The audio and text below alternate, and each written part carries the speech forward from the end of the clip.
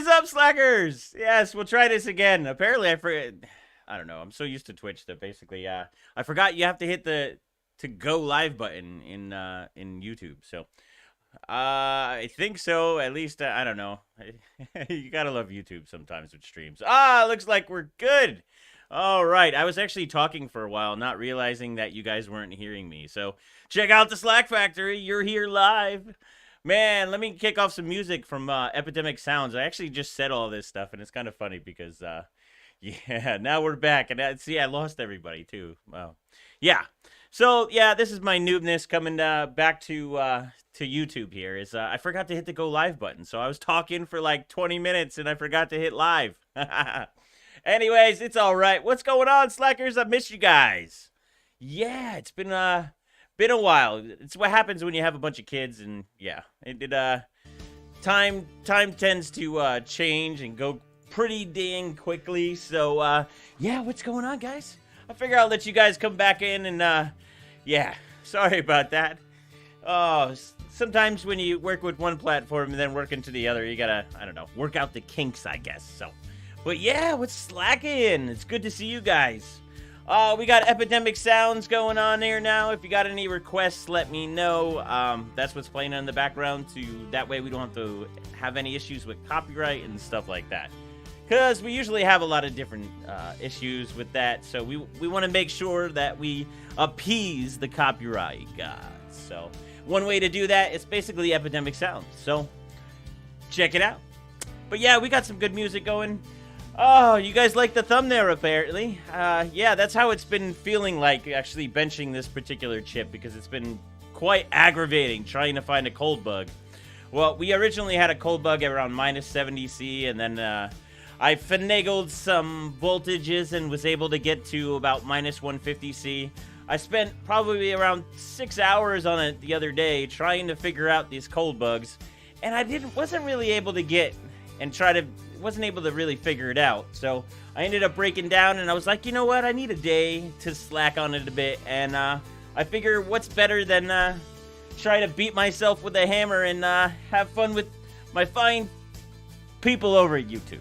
So, P-cores at 6.9. I don't know if we're gonna hit that high. It depends if we can get the chip pretty cold. This is not a world record chip. This is like an average reviewer chip, just so you guys know. I don't want to get you guys too excited about any records or anything like that. If we can get the chip cold, maybe we'll be able to do some cool stuff. But yeah, I don't know. This chip is kind of a dud if you ask me, but hey, at least it gives us something to give good content, if you know what I'm saying. Because usually the ones that are harder to overclock, usually the ones that are, I don't know, give a better show. So, well, how do you guys like the Slack Factory? Pretty cool, right? Yeah, man, it's been a long time trying to get this set up for you guys. I know if you guys checked out my last video, kind of give a little bit of what's going on in my life. Yeah, I had to switch jobs. I was just too busy and not really where I wanted to be. Obviously, YouTube was slacking for a little while, so yeah, we're back, and we're gonna be doing videos. So at least 1 to 2 a week, and then we throw a stream in there pretty much every 2 weeks. I'm thinking we gotta try to work around the algorithm, because the algorithm doesn't seem to like streams for some reason. But what are you gonna do? But yeah, we got a bunch of cool hardware. I'm gonna start changing some views, so I don't know, you might get a little dizzy, who knows, but we got an overhead view. You can check out some of the stuff that we got here. Of course, we got a Red Bull. You would think I've drinking it already, because I'm just so excited for you guys that it's kind of, I don't know, that's just how we're gonna roll. So we got the overhead over here. You can see that we basically have a Z690 Apex, which is the Asus board. This is a bin board. I know there's been some rumblings about some issues with some retail boards. I don't really know anything about that, so but this board is actually really, really nice. It is, like I said, an ES board, so it's not a retail board, just so forewarning. We ended up, I know you guys didn't see this, and I'm going to keep on going back. I don't really like saying the TWITCH stuff, but over there, been doing a lot of stuff. So if you're on there, go check it out. That's where we're going to be doing a lot of catch-all streams, but we're going to still be doing a lot of YouTube streams. YouTube stuff's going to be more prepared, and yeah, the ones over there are going to be more of like a catch-all. If I'm in the Hellcat and if I'm doing something cool, I'm going to probably pop in over there. It's not something really for YouTube. So, I don't know. The algorithm doesn't seem to like it so much. But anyways, I digress. A lot of the things that I've been doing since, I don't know, since my last streams, one of the biggest things is 3D printing. I've been doing so much 3D printing. You can see the Alder Lake bracket here. One of the issues that I know is going around in the tech community is how Alder Lake tends to bend with the socket, so a lot of people have been using like washer mods. One of the cool things is we were able to 3D print the Alder Lake bracket.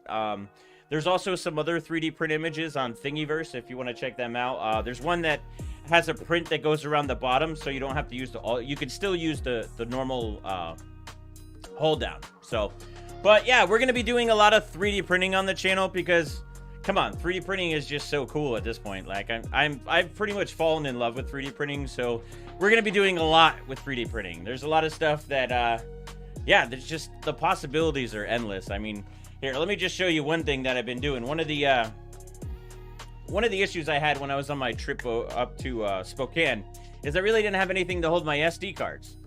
So I was able to 3D print this SD card holder, and the coolest part about it is I literally printed it like this. Of course, no SD cards, but if you look, you see that? It literally printed the actual, I forget what you want to call that, but literally just picked it off the table and works like a charm. There's no metal rod in here to keep the joint going, but it's just the possibilities with 3D printing is just so awesome that it's got me so excited that we're going to be doing some stuff. So, just so you know, no Gamers Nexus mod mat on desk. No, it's actually in the other room that, well, I might as well talk about this too. So, I have this other room that you guys saw on my last video. That room is going to actually be a stream room too, and we're going to have a bunch of Gamers Nexus fun stuff in there.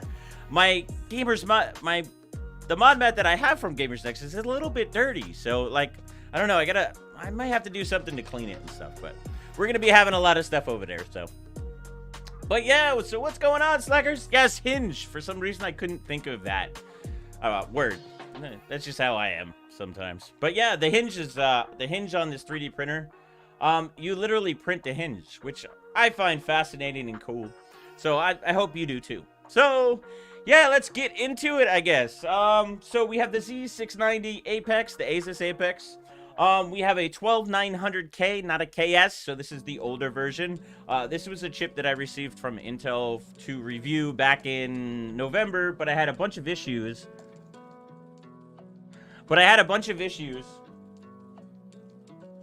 Just trying to see. Someone looks shady outside. Good. Yep, very shady. So, but yeah. What I wanted to do is, I had that chip from Intel, but I ran into so much issues with time and I wasn't able to put anything out, and with all the issues in the hardware industry, we couldn't get memory, but I was finally able to get everything together. We're going to be benching Corsair Vengeance. This is a bin kit. This is not a retail kit, so I don't want to give you guys anything. I don't know. But basically, it's all ES components. I want to say nothing's retail here, so I just want to make sure that's clear so nobody gets too crazy about it. You never know these days. Your beard looks more big. Yes, I'm gonna have to start changing my shirts because you can't see my shirts anymore because the beard has gotten that big. Here, let's see. We're gonna have to measure it one of these days. I don't know. I feel that's kind of awkward. I don't know. So what is going on, Slackers? Oh, it's good to see you guys. Likes on live streams help with the algorithm. Well, hey, here's the thing. If we start getting some really good algorithm hits from streams on YouTube, I have no problem bringing them up to at least maybe once a week. So, I've been streaming a lot over on the other site, and I want to bring them over here to the YouTube, and I also want to bring in more videos. So, I've really fallen in love with making videos, and that's really what I want to do. I want to do videos with streams. So I want to give you guys lots of content, and yeah, I think you'll like it either way. So we're going to be doing like car content, PC content, pretty much everything I'm into, RC content. I don't know, the possibilities are endless. I just like too many things, so it's just what it is. Hey Slacker and Chief, what is up? Farah. I know you. Let's see. 40 at least right now. 40? 40 what? 40C? But anyway, so I think we should get down to it. Oh, you see the reactor pots. Ooh, look how clean. There's something about shiny copper that just looks so awesome. Look at that, baby. Ooh, the surface area on that is just gorgeous. But yeah, we're going to be using the reactor. If you look in the YouTube description, if you want to get your own reactor, they are a little bit on the expensive side. But one of the major benefits of it buying this pot is it's super fast. So you're not going to waste a lot of liquid nitrogen. So over a long period of time, you're going to end up saving money on it in the long run. It depends on how much liquid nitrogen you're going to use. You might not use as much as me, but that doesn't mean anything. So a lot more time consuming every time everything's stable in your life right now. Well, I wish everything was stable. Nothing seems ever stable in my life. So we tend to overclock them. So sometimes we get random failures. So we got to throw some stuff in there. But overall, life is good. Kids are good. And yeah, that's pretty much it. So what are you slackers have been up to? It's good to see you guys. It's good to be back. I feel like I missed YouTube. Even being over on the other one was just like one of the reasons why I was doing the other site was actually to get back in the rhythm. Because I feel like when you come out over here, you have to be ready for it and have to be involved. And sometimes if you don't do it for a while, it takes a little bit to get back in the groove. So we're back in the groove now. So yeah, it's time to just do a bunch of cool stuff. And I want to just talk to you guys about one thing too. I know are you guys into the car stuff too? I mean, it's not really your guys' choice, but you guys happy with having that type of stuff on this channel? I mean, I don't know. They always talk about on YouTube on what if you gotta stay with certain content and stuff like that. And I don't know. I just love so many things. It's hard for me to kind of dial it down into one thing. So I hope you guys like it. And yeah, I don't know. I missed you guys. I missed you slackers for real. So it's good to be back. And yeah, let's get into it because we only have about maybe, I don't know. I'm probably going to cut the stream off maybe at like between 7:30 and 8. So we got a couple hours to play and have some fun. So, yes. Link it for the other site in the description. Yeah, I don't want to put that. So when I do that, I've actually found some interesting things. If I try to link over to the other stream stuff, it starts getting me in trouble. Like, it actually doesn't advertise. It's like they block it. So I got to be very careful on how much I talk about, you know? I just came back from the farm where I have a shipping container full of servers for mining. Dang, we might have to go to your house and steal some of them servers. Yeah, and it looks like crypto's going up a little bit too. I don't know if you guys are into crypto. The other thing I wanted to talk to you guys about was, would you like to see some mining how-tos and tutorials? I do a lot of software development, and I do a lot of mining too, so there's a lot of things that we can show on this channel. So make requests, and if I can find something or a good idea on something, then maybe we'll make it into a video or a Slacker stream. So give me some ideas, Slackers, because I need all the ideas that I can get. So definitely would love to see your love for cars.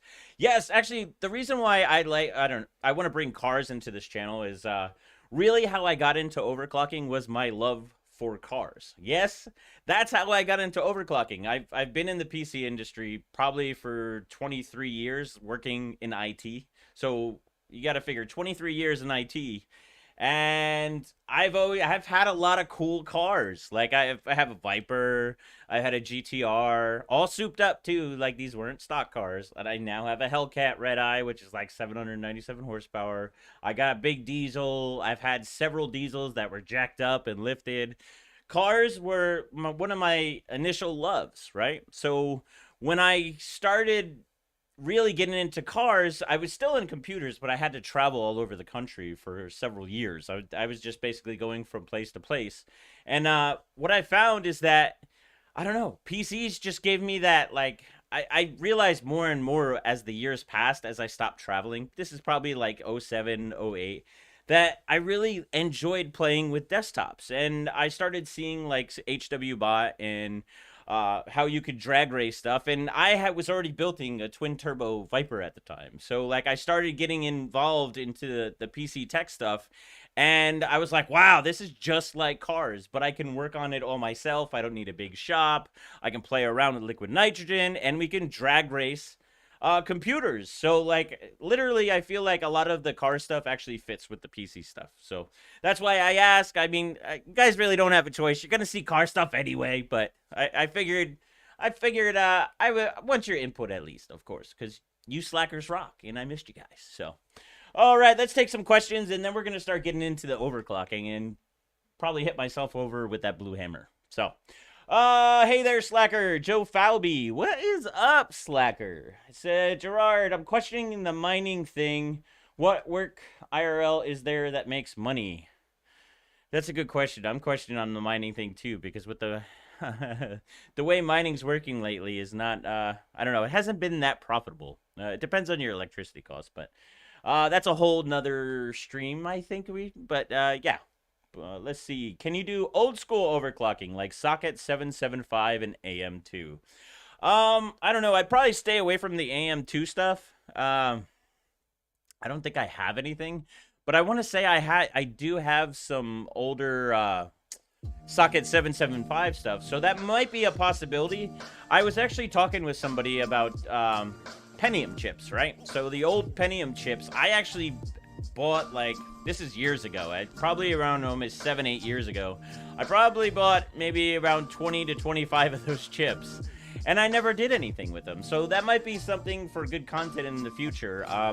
One of the big issues with 775 is actually a board. Having a decent board, and you might have to mod them, and it really depends on the board you have, right? So, which is actually a lot of fun, which I'd be down to do.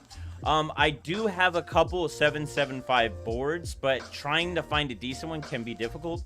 I know I have I think a Asus P5 3 Premium, which is actually technically a good board for that, but I don't even know if it works. So that's something that maybe in the future we will do. It's just in the pipeline, it'd probably be a couple of weeks out. So let's keep bugging me about it, and then that will maybe be something that we get to in the future. So,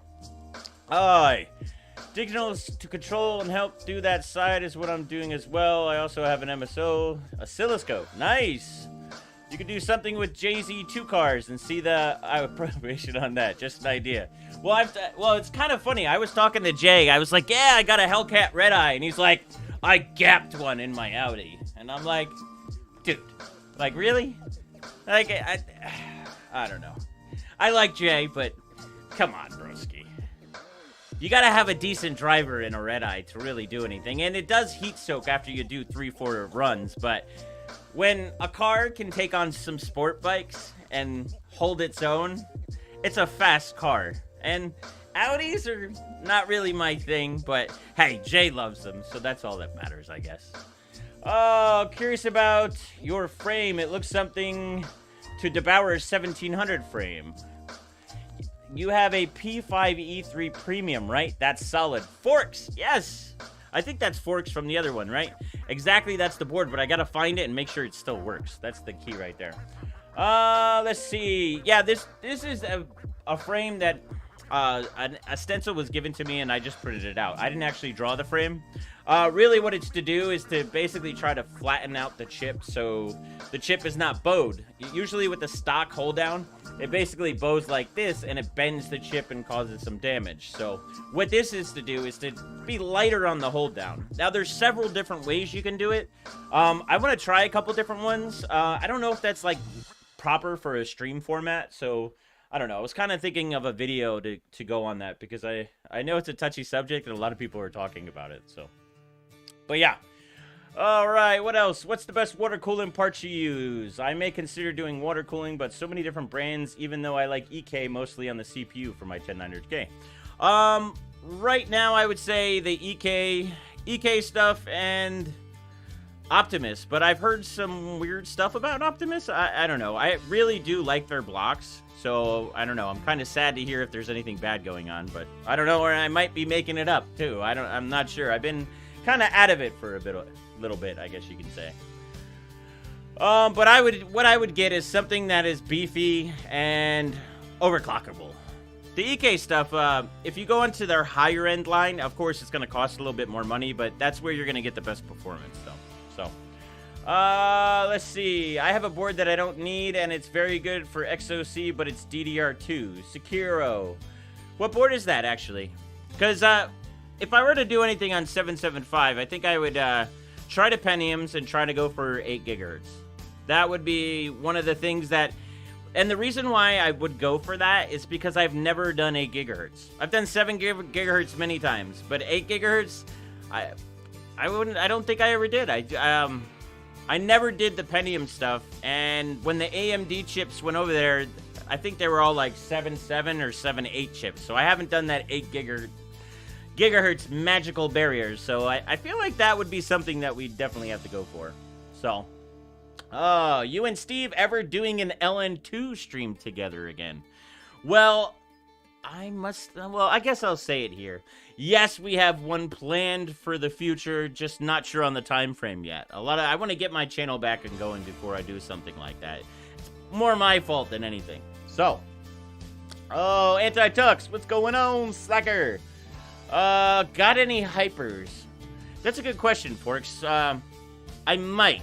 I don't remember. I have to go through and actually check.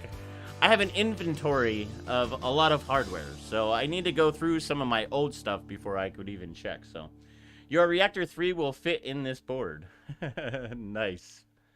It better fit in a board. Forks, can't go wrong with the Heat Killer. Oh, and to be honest, the Heat Killer blocks are one of my favorites, to be honest. So that would definitely be a recommendation over the EK stuff. Or with the EK, but I'm trying to remember the EK top of the line blocks. I have a couple of them. I want to test them in the future, but I just haven't gotten around to it. Yep. But you can definitely not go wrong with the Heat Killer stuff. Maybe content about binning with the Pentiums. Binning is normally not shown or explained.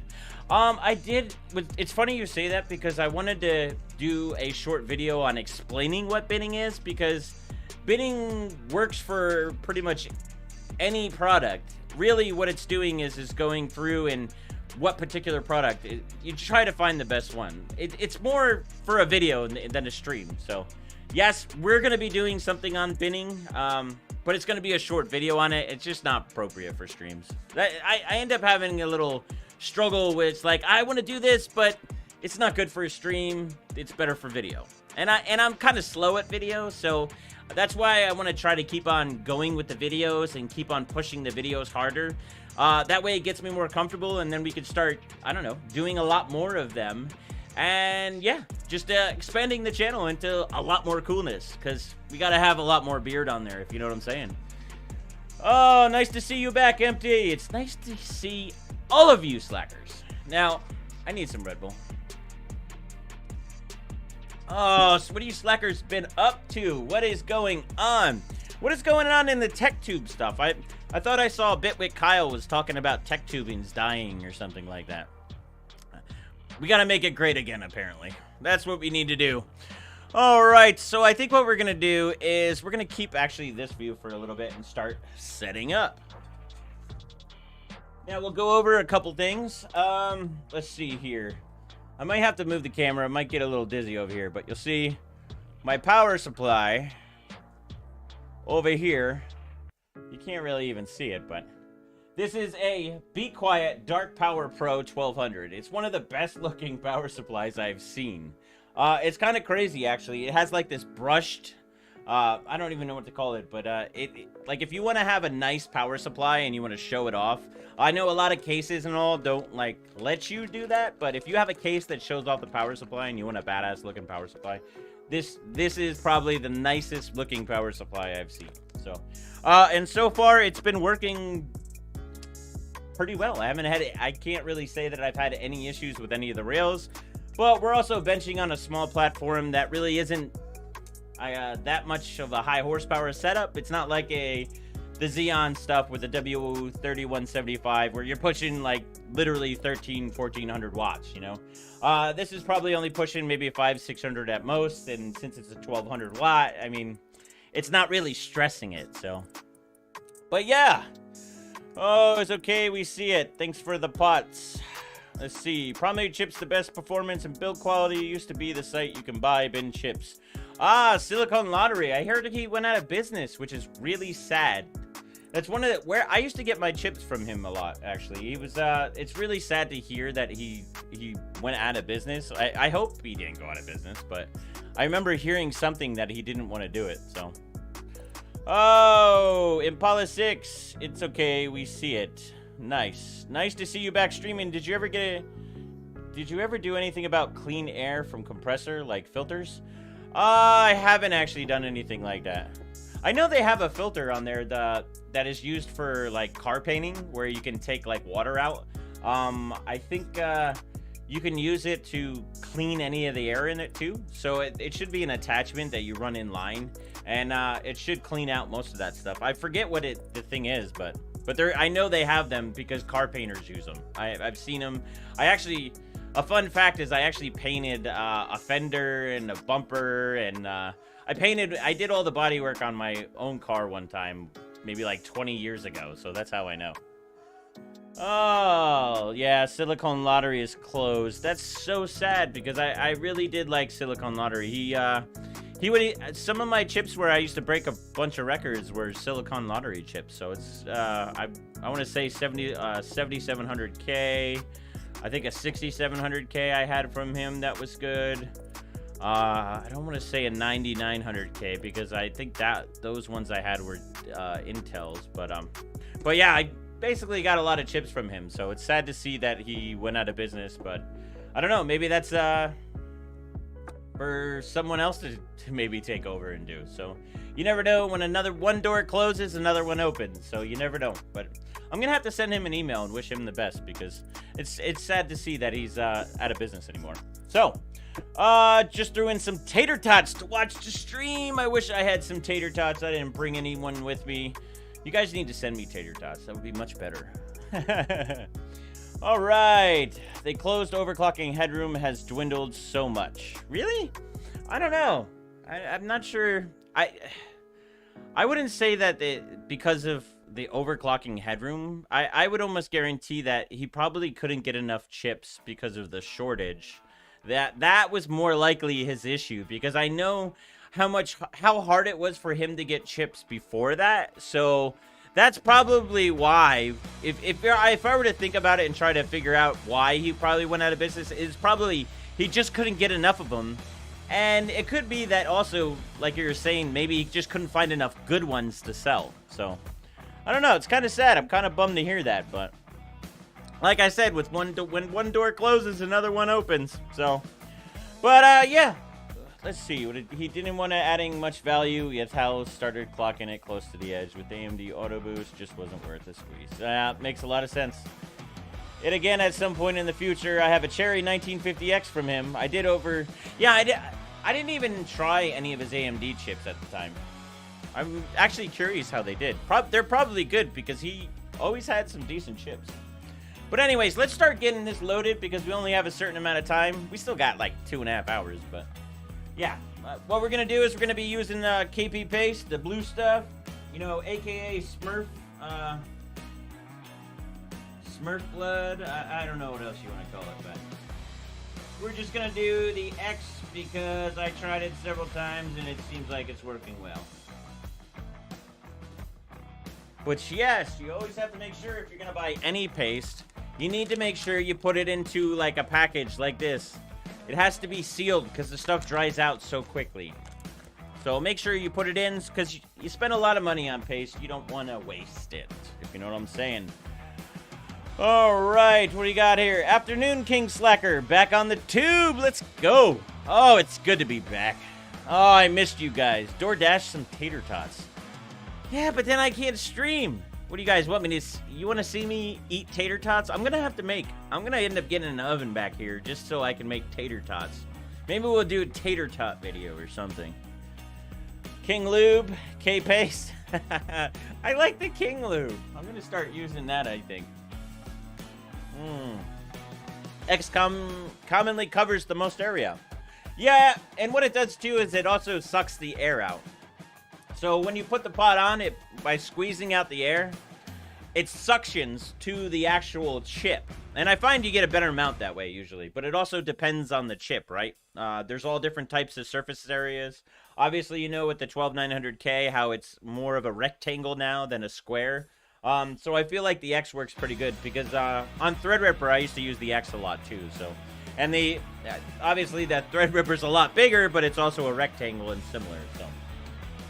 But yeah, let's start wrapping the paper towels and start going over. You guys always make a request that, because a lot of the times on YouTube, I have everything set up and we just ready to go, right? So what I've been doing lately is kind of like showing you guys how I'm basically insulating and everything. Oh, the one thing I forgot to mention, I had a slacker send me a bunch of different conformal coatings. And we're using MG Chemicals 422C. It's a silicone conformal coating. Now, I put this on the other streaming platform. We actually put it on, and I was very, very, very, very, very, very, very impressed with it. So, I really like it. Check out their website, mgchemicals.com. What they do is make conformal coating for pretty much this purpose. For if you need an outdoor PC or if you need to protect your board from a bunch of problems, that's pretty much what you're going to use. So, yeah, I'm really happy with it so far. After having a couple bench sessions, I don't have too many moisture issues, so that's all a plus. But yeah, let's get some paper towels down so that way we can mount the pot. What are you guys doing over here? Love that stuff. Ah, that's right. Antitux, basically, I showed him onto it, and he purchased it too, and he was saying he loved it too. So it's always good to see others having the same results as me, you know? Because you never know. Sometimes with some companies, I'll have an experience with one thing, and if you buy it, maybe you have a different experience. So when I hear that somebody else has the same experience as me, I love to hear that because that means the company is doing something right? And we only want to support companies that are doing stuff right for you. So, and that's why I'm changing a lot of things on the channel when it comes to sponsors and who supports the channel and what comes on the channel. So if you're really only going to see certain things, you're basically only see things that I actually approve or Bearded approved on my channel, because I've gotten too many, I don't know, I got sucked into too many not sponsors, but companies kind of almost taking over my channel in a way where they want it this way, they want it that way.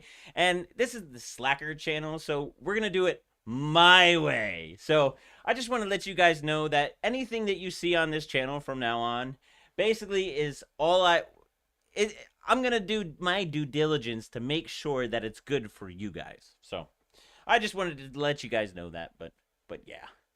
Mine's on a Rampage Genie 5. Some insane reason I like the MATX builds in small boxes. Thingy, I agree with you on the small boxes. I was kind of the same way. The problem is I have these big monster hands that it doesn't mix with MITX boards. But I like to have the smallest box possible usually, and I usually get into trouble, but I don't know. If you saw my NAS build, I don't know. It is MITX, but I feel like I want to do another video where we expand it into a bigger chassis because I need more space. Always need more space when you're working on video. It's kind of crazy, actually. That's one of the reasons why the crypto mine has taken me so long. I ended up running into issues with just basically playing around with SD cards. When you start doing more and more video and stuff, it just starts literally eating all your space up. So, and I'm not really good at deleting my video either. So it's kind of like, I always feel like if I delete something, I'm always going to need it later. So I don't know. Maybe I should delete a lot more, but that would be too much effort, I think. Who knows? Antitux, gotta go net. Have fun. Arik. Hey, yo, slackers. Oh, my goodness. It's lunchtime here and hard to wait. Well, you better go get yourself some tater tots, slacker. I'll live vicariously through you because I want some tater tots. You know, after this stream, I'm going to have tater tots now. It's all your fault. I blame all you slackers.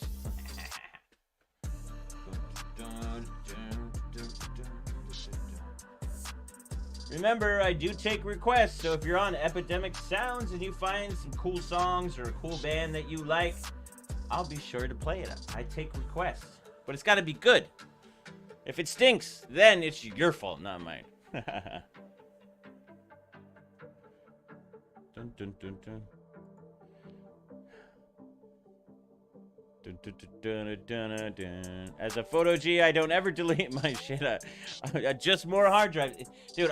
Exactly. It's kind of hard to narrow down. I feel like there's so much greatness in my videos that like I don't know. And I'm totally joking, by the way. I'm such a noob at videos, to be honest.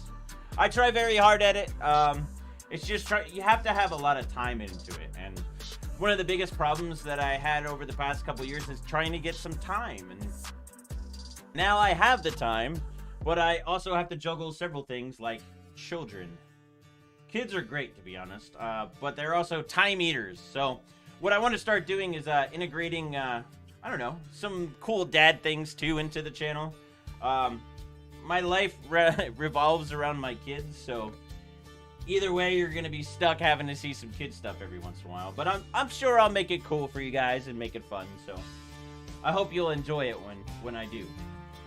All right, what else we got going? How about more Slayer? I wish I could put Slayer on here, but then I'd get copyright flagged, which is a bunch of crap.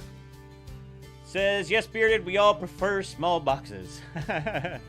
Just be like Linux, Linus, and do server reviews so that we can get the hardware.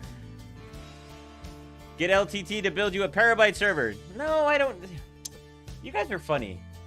I'm surprised you actually didn't mention Wendell, because I want to say Wendell did it for everybody, right? It wasn't really LTT that did it. Well, I know he did a bunch for big YouTubers, but I feel like Wendell did it for the smaller YouTubers. I don't know. But either way, I actually worked with Wendell on mine. The issue I have with mine is that it's just so compact, and trying to work with it is a little bit harder than I wanted to. And I had a couple issues, like the PCH fan broke on the motherboard, so I gotta fix that. It's just been a bunch of little things that you need to do, and I'd rather have a big box so I can fit more hard drives. Because, I mean, you can't ever have too many, 20 terabyte hard drives, you know? Better to get Wendell from Level 1 Text to build it. See? Matt's Mechanical basically nailed it right there. Alrighty. But it would be nice to have a terabyte, right? Leyland, what up, brother? Why are you shop towels white? Because I couldn't find any of the blue ones. I like the boxes, so I usually buy the ones like this, but they're blue, right? Well, they only had the white ones, and it was either I have to drive to several other Home Depots and try to find them, or just use the white ones. And the white ones do the job. It's just when it freezes, usually with the blue, you can see if there's ice buildup and stuff. With the white, it makes it a little bit harder, but I don't really get too many issues with condensation because we are using the Elmore heater. So if you guys know the old Asus manufacturer Elmore from Elmore Labs, he makes a bunch of different stuff, right? So what we have, I 3D printed a bracket, so that's where the 3D printing comes in, right? And then he's got basically a PCB that's a heater. And then there's a thermal pad in there, right? So what I ended up doing is I 3D printed a backplate. I 3D printed the bolts because I really don't like using metal. You'll see, well, I guess you won't see now, but if you saw the screws on top of the posts up here, where it sandwiches the actual heater to the board, I don't like using metal, so I actually ended up 3D printing a bunch of M4 screws, so that way you didn't have to worry about it. And what that does is it keeps the mount rods pretty stable, so that way when you're mounting, you get a better mount. So, I don't know, that's the quick and dirty talking about it. Mounted Patrolman! Damn, Joe, it's been forever. I know, Slacker. That's why we gotta just jump back into it and start doing some cool stuff. You know what I'm saying? Oh yeah, Dark Gregor, what is up, Slacker? Jason Everett, rack mount. I don't know. I feel like I'm anti rack mount, to be honest, because I've worked in so many data centers that I feel like it just looks boring. I feel like I like the dirty, have a desktop on something. I don't know. I digress. Shenanigans! What up, my Slacker? That's one of my favorite dudes right there. If you got a chance, check out his channel at Shenanigans. He gives me inspiration. To be honest, most of the time I'm feeling down and not in the mood to do YouTube, and I don't know. Gadget Joe, aka Shenanigans, basically cheers me up, and I don't know. I have to say a big thank you to him for that, and that's why I want to plug his channel and go check it out, because he's a very cool dude. So, let's see. Can I get that processor as a present after finishing using it? I don't know. This processor might actually get the hammer when I'm done with it, because, to be honest, she's a finicky one. She's not very, I don't know. She likes to be a pain. She's a little bit of a diva so far. So, I'm trying to tame her, but she been taming me so far. So that's why you had the lovely YouTube thumbnail, because really it's been like a hammer to the head for this one. So, but yeah, so the next thing we have, so we basically have the paper towels here that we're trying to seal around the processor to make sure that there's no air gaps in there. It's also if there's any pooling water, because we don't want water to pool, because that creates shorts, and shorts in electronics is really bad. But underneath that, we also have the MG Chemicals. It's basically a silicone conformal coating. This is made for PCBs. So, yeah, I don't know. This stuff's made for it. It works really good. Really, this paper towels is just to kind of catch just anything that you can't see. So, but yeah, so we're going to end up mounting the pod on there. Got to be careful because this thing weighs a ton. Now, this is, if you look in the description, the YouTube label, and you want to pick up one of these pots, this is the Reactor 3.0. It really is my favorite pot. I mean, he's got a couple of them too. So, one of the coolest ones that I feel like we're going to have to use sometime soon is his new GPU pot. This thing is sexy as, oh man, it is just, I can't wait to use this. So, I don't know. We're going to have to do some GPU stuff soon. Maybe that'll be something over at Steve's. I don't know. It's something for the future to get you excited about. Okay, what are you going to do a collab with Steve again? An LTX in the future for you? See? I don't know. We have some plans that we need to talk about it. So, yes, in the future, we will be. We just don't know yet, because I wanted to get my channel going before we do something like that. I want to have the channel up and running and kind of full power before we do something like that, because I don't know. I just feel like I'm getting in the groove and starting to get there. I just don't want to. Every time I travel, it kind of throws a bunch of I don't know. It gets a little bit more anxiety when I'm traveling all the time, and I want to make sure that I'm delivering content properly on my channel before I start going on his channel. That way, when we get people from his channel, that way we have something that looks good and yeah, that is going. So like we're not having stupid mistakes and stuff like that. And I don't know, it makes me feel more comfortable that way. But yeah, we have it in the plan, so don't worry. We will definitely be going up to Steve's and doing the combined powers of Captain Overclock. Let's see those internals. It's too sexy, right? Oh, good stuff. The coating, but super potent too. What are you talking about? You're talking about the, oh yeah, the MG Chemical stuff? That is so funny. So, yeah, if you're going to use this MG Chemical stuff, make sure you do it in a place where you're getting cycling air, because, woo!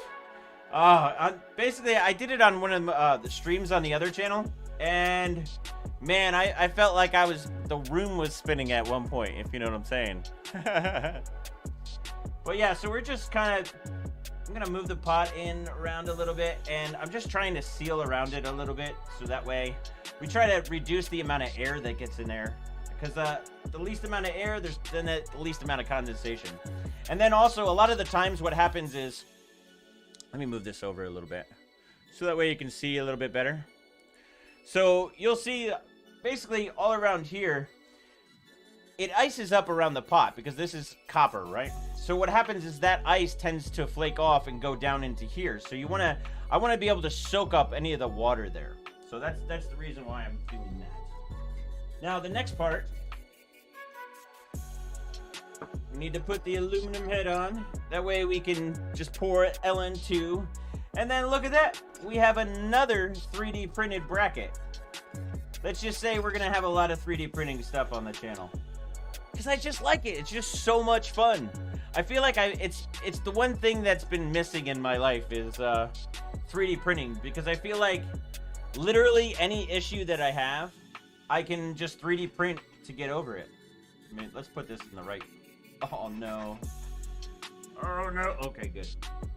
I used to do that all the time on the KP box. Where you drop it in there and then you gotta take it out. And it's hard with my big hands. Man, I can't even grab that out. Hold on. Technical difficulties. You should run Crisis at the end of your nitrogen runs just for clickbait. Can it run Crisis? Alright. This is the problem when you have giant hands. Or giant fingers. Yeah, I would say that I probably have the biggest hands in the tech tube industry. Let's see. Let's see if we can use it like a toothpick to get it out. Oh, I hate when I do that. Yep, that worked actually nicely. Yay for teeth stuff. All right. Yeah, so I hate when I do that. Let me just put some more music on. If you have any requests from Epidemic Sounds, remember we gotta fight we can't make the copyright gods angry. So that's why we deal with Epidemic Sounds. Now, I brought some stuff from home. We got some other mounts because I need them because my fingers are so damn big. Whoa. Some more finger appropriate knobs. That way it's not so bad because, man, it gets a little difficult trying to spin them little knobs. So what we're gonna do is, usually what I do is I press down a little bit and just go to about finger tight. Now, you'll see me kind of like squish it a little bit. What I'm trying to do is get all the air out. So I don't want to tighten them up too much. I just want to do a little bit finger tight and then work from there. Get some tweezers.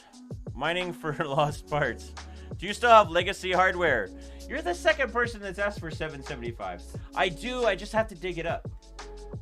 I was basically telling someone earlier about one of the things that I never did that I always wanted to do with the 775 platform is actually go for the highest megahertz. And I actually bought a ton of Pentium chips to bin them. And I just never did anything with them. And I actually found those chips the other day. But I need to find the board and look for the board. So. Oh, that's what she said. How high have you clocked the 12900K so far? So, if you looked at the thumbnail, you can basically see I've actually been having a bunch of trouble with this particular 12900K. It's really been fighting me every which way. Now, usually when I have an Intel chip, the first thing I do when I first start overclocking is, well, with liquid nitrogen. So, normally I put it on air or water, get all my base settings down, and then from there, what I'll do is I test all my cold voltages. Now, this platform, you need full pot temps. Full pot temps means I'm minus 196 degrees Celsius, right? Now, the reason why you need that is because at minus 150 C, you can't get enough cold scaling. More cold equals more clocks. So, if you can't get the cold, then you're kind of stuck. So, what I did over the past several days is, when I first started out, I was only able to get to, let's see, I think it was minus 70 C, which is really crappy. I don't want to make it too hard. That's what she said. Yeah. So, yes. All right. So, like I said, we got the heater. We're going to have to plug that in. But, yeah, that's pretty much it. The only other thing that we got to do to insulate it more is to basically, I usually take 2 paper rolls, fold them in half, and then just wrap them around. And this helps to catch some of the condensation that builds on the pot. That way it doesn't get on memory and mess anything up, you know? So you literally have the heater heating up the board, right? But it doesn't heat up the pot, so the pot still ends up building condensation, kind of like a cold drink, right? The condensation starts building up and it will leak down onto the board. The paper towel is there to catch it. So let's see. So I need to put some stuff over here. You can see I've had some bad 3D prints. This is what happens when I've noticed some issues with particular PLAs that you use. I think someone asked me before, I'm actually using PLA and not using ABS. I didn't see the need for ABS. I think ABS has some issues with cold. When you use extreme temperatures, I'm pretty sure that if you do ABS for like this top pot, it will crack. And that's not very useful for us. We don't want that cracking mid-bench because, yeah, that will mess things up. So what I'm going to do is I'm just going to put this over here. Something looked a little bit off there.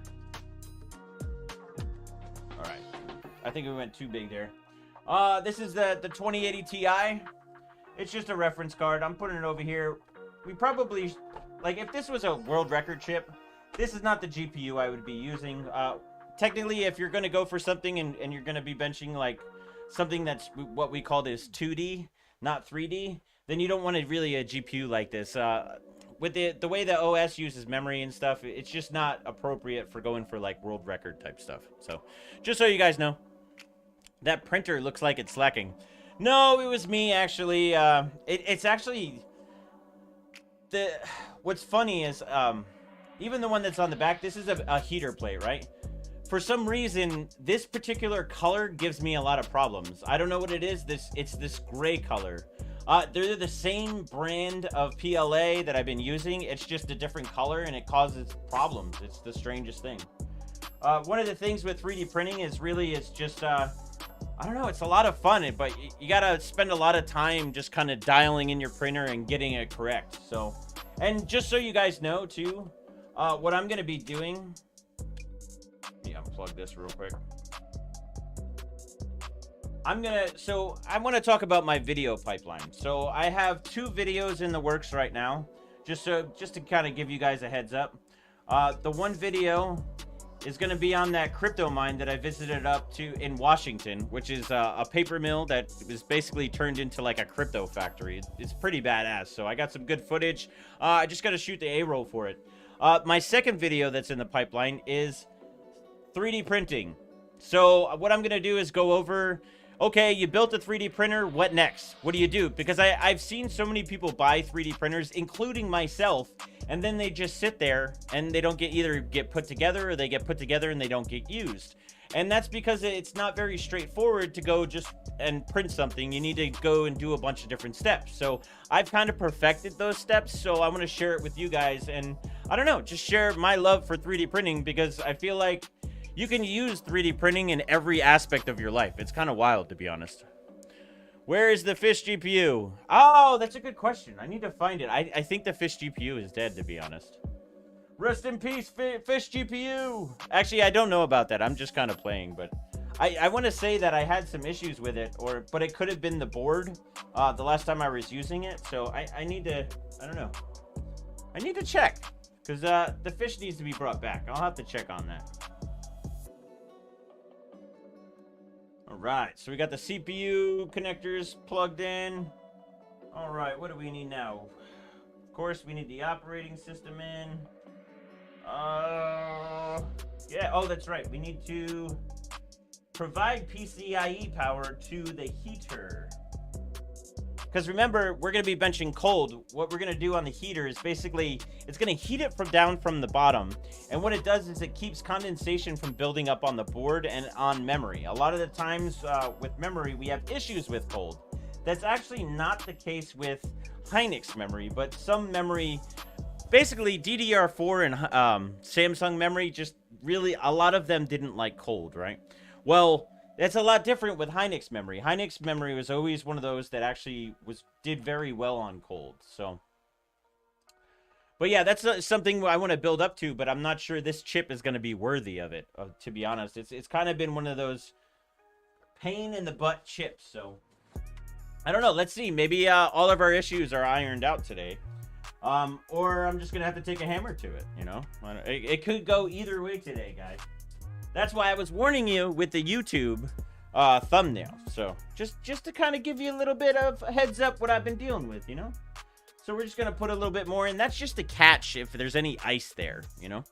That way we don't have to worry about anything. So many people are sad about the fish. That's a bummer. Calibration is another part of it. Then using a slicer program, I use Inventor.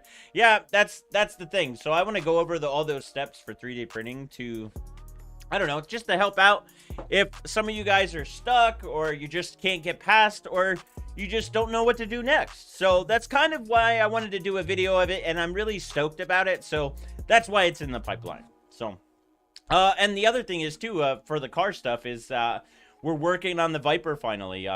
That car has been sitting for almost like 10, 11 years.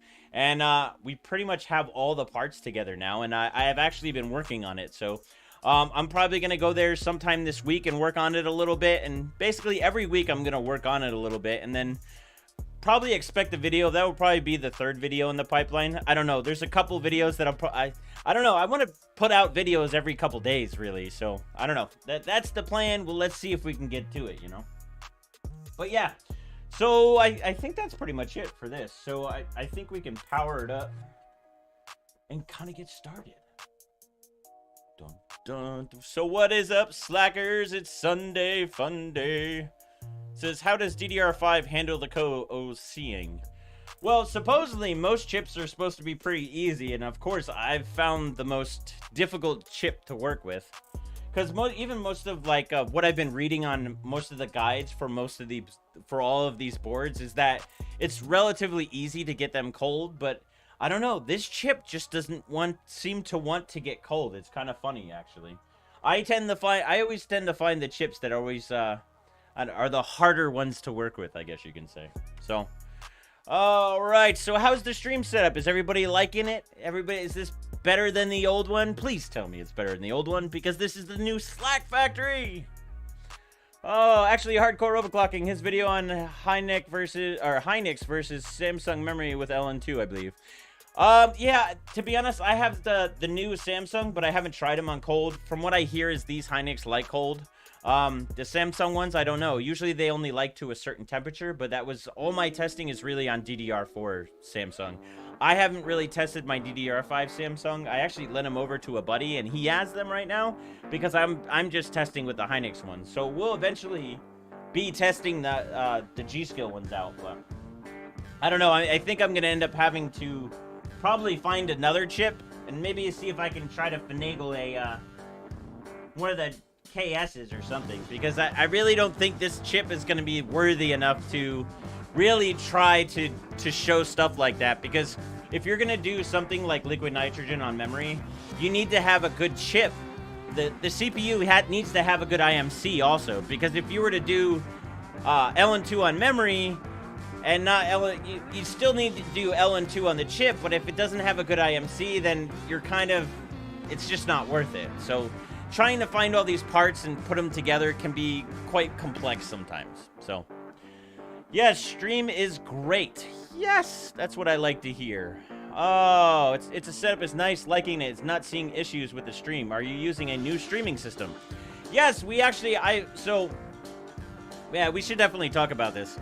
So I had so many issues with my old stream machine. I used to use it as an editing machine and a stream machine. So what I decided is I actually split them up into two different machines now. So now I have an Alder Lake setup, a 12600K on the Asus Z690 gaming Wi-Fi. It's using Micron DDR5. That's my streaming setup, 2 Elgato's and a 1070, and it works pretty well. It's just I think I have to replace the 1070. Now on my editing box, I actually use a, was it a 5950X? AMD chip with the Rogue Dark Hero, and I have I'm all AMD in that setup, so it's pretty cool. I'm using G.Skill Trident Z DDR4 MEM, and then I'm using the 6900 XT, the AMD, one of my favorite looking GPUs. So, oh my gosh, what is this?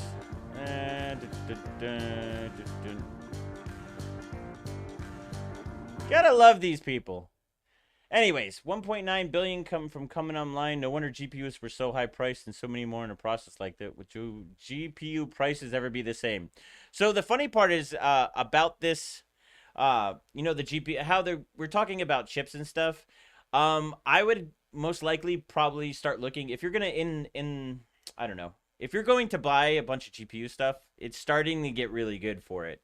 I don't think it will stay around very long, to be honest. I feel like this is only going to be good for a period of time. When crypto, I feel like, starts going back and people realize that just because ETH is switching over to from proof of work over to proof of a stake or whatever, there's other stuff you can mine. So I feel like when I don't know, we always go through this dip with cards. If you notice with how crypto has been up and down, cards have been like very scarce even a couple years ago, and it has a lot to do with crypto. So yeah, I don't know. It'd be interesting to see in the next 6 months to a year what happens with it. But I feel like it's a good time to buy a GPU because you can finally get one now, and it's not such a problem. That was one of the reasons why it was very difficult for me to YouTube a lot of stuff too. I was kind of, I don't know. It's hard when I get stuff and I show you guys stuff, but you guys can't get that stuff, and that, I don't know. It makes it difficult for me to do that because I feel like I'm always in there for the little guy, and if the little guy is getting shit on, then I don't know. Someone's got to do something about it, you know. So, Chuck Reed, subscribe. Well, thanks, Slacker. Yeah, we're gonna be doing a lot more stuff. I know over the years I haven't been the best with it, and that's because obviously having kids and my job is just kind of excruciating. I might be taking another job too soon, but for now, the main thing is to concentrate on YouTube and really get the Slack going. So I got a lot of stuff planned, so come for the ride. Make sure you subscribe. But yeah, rumors are 2 to 3 months. Next gen Nvidia is coming out. Yeah, I keep on hearing a bunch of stuff about that. Even the new 6950. I wish I was able to play with it because I feel like the 6950 would be something that I'd be into. Nvidia tends to lock down their cards a lot, and that's kind of a bummer sometimes. It is wild that I don't know. People are saying so. One of the big things that happened lately is Nvidia basically stopped using their proprietary drivers on Linux and is now supporting an open source driver on Linux, which is huge because Nvidia's used to like locking down things so much, but to see them to go open source is actually really quite good, and I feel like it's a benefit for the community dramatically. So that I don't know, that's some good news that I think maybe could even open up not having to rely on the manufacturers all the time to get BIOSes for overclocking streams, like stuff like that. And I don't know, that's something that I'm pretty excited about. And I don't know, maybe we could start doing a Linux overclocking stream or something, because I know how difficult it is, but yeah. Chuck Reed, he talks as much as I do. Yes, I talk too much almost. That's just how I roll, man. That's why I have a YouTube, because I'll just talk for days and days and days and days. But it's glad to see you here. Jocko Flacco, subscribed. Awesome, broski. It's glad to have some more new subscribers. You guys are awesome, and make sure you get those likes up too, because those likes help the algorithm. We need to fight the algorithm, because the algorithm doesn't tend to like me. So we want to get that up, if you know what I'm saying. Also, it's been a perfect storm over the last 2 years, GPU-wise, along with other commodities. Yes, it's been kind of difficult. So, but yeah, we're on the Z690 Apex. We're benching the 12900K. We have Corsair Vengeance Hynix memory, and yes, it makes a difference. Hynix memory does like cold on the memory sticks, but we're not there yet. Usually it's a progression. To be honest, I'm not sure that this chip is actually worthy of trying something like that, because you have to have a really good IMC to really push memory extremely high, having them on liquid nitrogen and also having the IMC on liquid nitrogen. So, and yeah, we got a 2080 Ti, and we're using the Be Quiet Dark Power Pro, I think. Yeah. One of the nicest looking power supplies I've ever seen, to be honest. It's a beautiful power supply. Now, I know Corsair sent me over, I think, a 1600. I have to check. I think I have something in there. We might have to do something on there because they're one of my favorite power supplies too. Anything with Johnny Guru, he's personally given me a couple power supplies, so like anytime he does anything, I always trust it. So I know Steve has done a bunch of stuff with him. He's definitely one of the good people in the industry. Yeah, he was one of my favorite people that I looked up to in the industry when I was first starting out in overclocking. So, but yeah. Hello, people. Greetings from Bulgaria. Fatality, what's up, broski? Why do people use GeForce Experience? You don't need it. That's a good question, Jocko, because guess what? I don't really use it. I was kind of asking the same question myself, so it's kind of funny to hear you say something about it too. Pushes out, and it's good for lazy people to keep their... That's true. It says 1600 PSU would trip my breakers. Well, it's funny because if you're gonna use a 1600 PSU, man, I'm all sorts of all over the place right now. I said if you're gonna use a 1600 PSU, I would actually consider maybe using 240 instead of 120. So I don't know. We'll have to save that for another conversation. Maybe if we do some mining videos and we talk about power and how you want to. I don't know, because if you're mining and stuff, you don't want to. You want to use the least amount of power because it gets expensive if you use too much. So you want to be very, very cost conscious on that. So, but yeah, maybe if you have something that where you're using something that's like a 1600 PSU, you should probably look at converting it to 240. If you can, that is. Not everybody can do that. At the Slack Factory, we can, though, which is the cool part. But yeah, what do you think you're going to get to? I have no idea. Okay.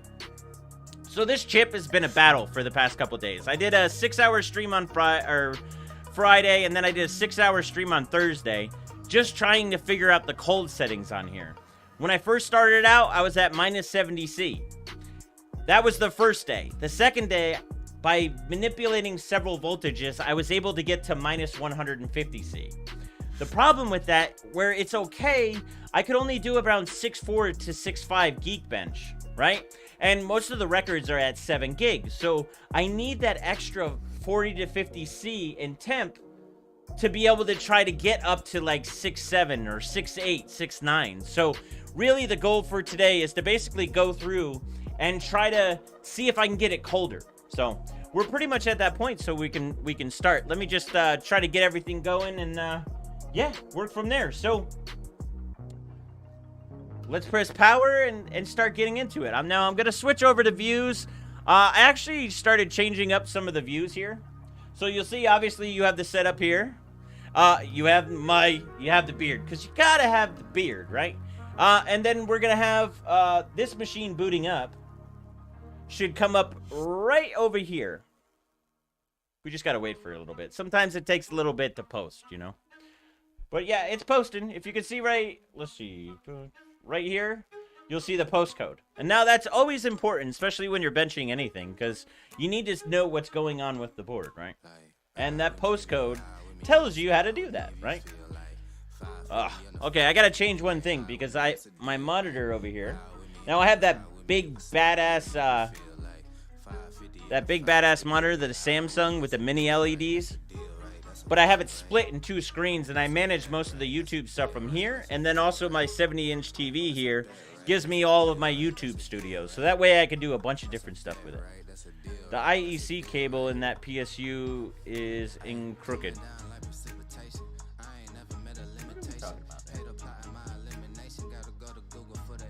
No, I don't think it's crooked. I think it's just kind of the way it's off. Maybe. Oh. Now, the other thing I'm using is, oh, yeah, that helps too. I need to hook up my, I'm using basically Logitech keyboards right now, just for simple ease of use. What I can do is I can use one keyboard. So you'll see, like, I have this keyboard right here. This keyboard, I can control all of the machines just by using it. It has 3 switches on it, so I can go to 3 different setups. I cut my beard last in November of 2019. Don't know I'm ever gonna cut it again. Bro, don't ever cut it. No. These beards are not made to be cut. Once you got it going just past a little bit, you just gotta let it flow. Just let it flow. It will manage itself, I swear to you, broski. And don't even cut it. If you cut it, that's when it starts growing out and you start getting some weirdness. Just let it grow naturally. Just let it grow. Now your hair, that's another thing. Now I've let my hair grow. It's really for my son. My son has pretty much the same hair as me, and I don't know. We have to do a haircut soon, so I'm thinking I do a haircut so that way he sees it's not scary. I don't know. That's a whole topic for another day, I think. But yeah, Viper news. Yes, we are working on it. Third video in the pipeline will be the Viper. Oh, well, third or fourth. I'm supposed to go over there sometime this week and to work on it. I've been there. I was there a couple weeks ago, and then I got sick when I came back from my trip. So I wasn't able to work on it. That's why I ended up doing videos and streams last week on the other channel.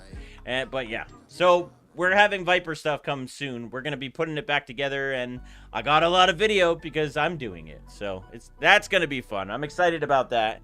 And then we got a lot of stuff with the Hellcat too, because I want to start doing some maybe some streams in the Hellcat. I thought about building a stream box for the Hellcat that integrates with the phone.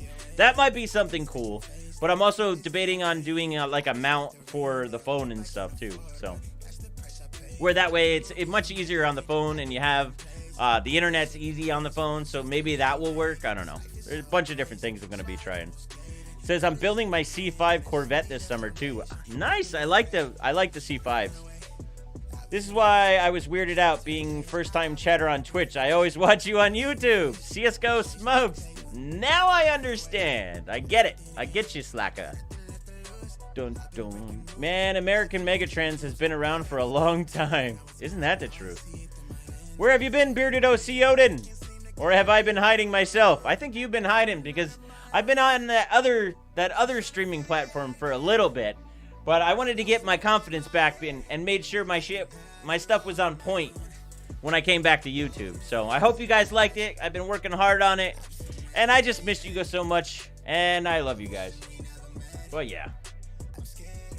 Alright. So it looks like pretty good so far. Let's make sure the OS is booting up too.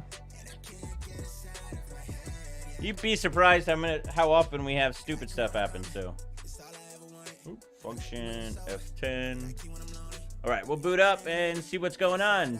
Do wireless dongles hurt overclocking at high frequency? So that's actually a good question, because you will see where USB takes cycles off the CPU. So a lot of guys use PS2 mice or keyboard. So I tried that the other day. I have one. It's just, this is more for ease of use and not having wires everywhere, because I don't know, I tend to get tangled up in myself sometimes, so I'm trying to reduce all that clutter. But yes, there is sometimes, especially with CPU frequency, that you'll want to use a PS2 mouse over a USB mouse. So just something to think about. Very good question. I learned how to braid my hair, so I keep it clean looking braided. Nice. I know I've tried braiding. I haven't actually tried braiding in a long time. I might have to do that for one of the other channels. Now, I always hate this, that the fan speed monitor, you always got to turn this off because I don't have a fan plugged in for the CPU. So it always complains on Asus. It's the normal Asus thing. So you guys know. Oh, man. It's good to see you, slackers. But you gotta get them likes up. Let's get them likes up so the algorithm. We gotta mess with that YouTube algorithm, because that algorithm hasn't liked me that much. We gotta make it like me. We gotta force it into submission and make it like me, if you know what I'm saying. Let's put the monster in 6 gigahertz. Oh yeah, baby. Alright, so we're just booting it up, make sure everything works before we start pouring the juice. Now, we're pretty much just stock right now, so I'm just basically getting the OS in, making sure everything's loaded, just making sure everything's working like it should. You'll see we're basically stock, 5.1 gigahertz, memory is about 4,800, nothing crazy. Now, I'm not going to push the memory frequency too much on this, because I've had a bunch of issues with cold. Now, the goal is to try to get as cold as possible, and we're going to finagle a bunch of voltages until we get to that cold level, right? Now, once we get to our maximum cold level, we might only be able to get to minus 150 Celsius, right?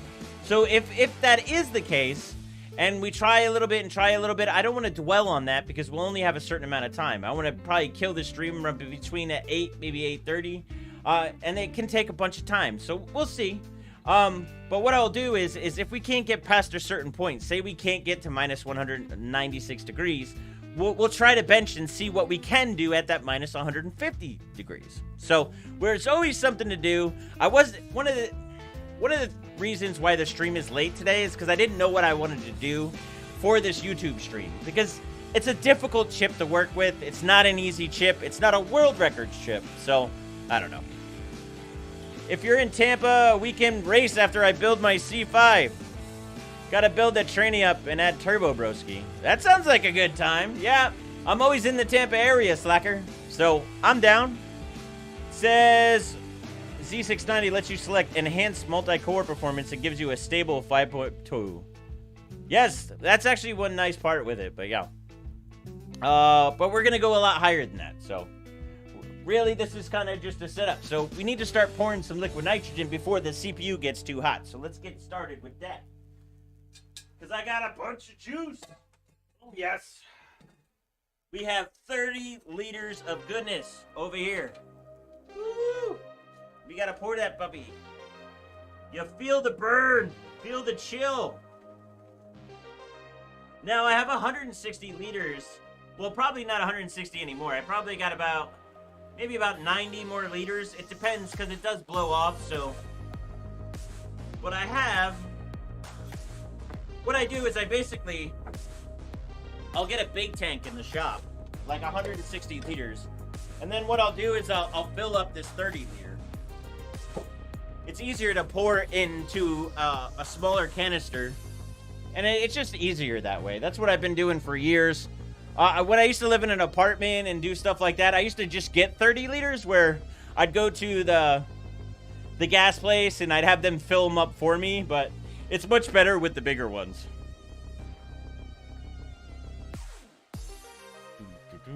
All right.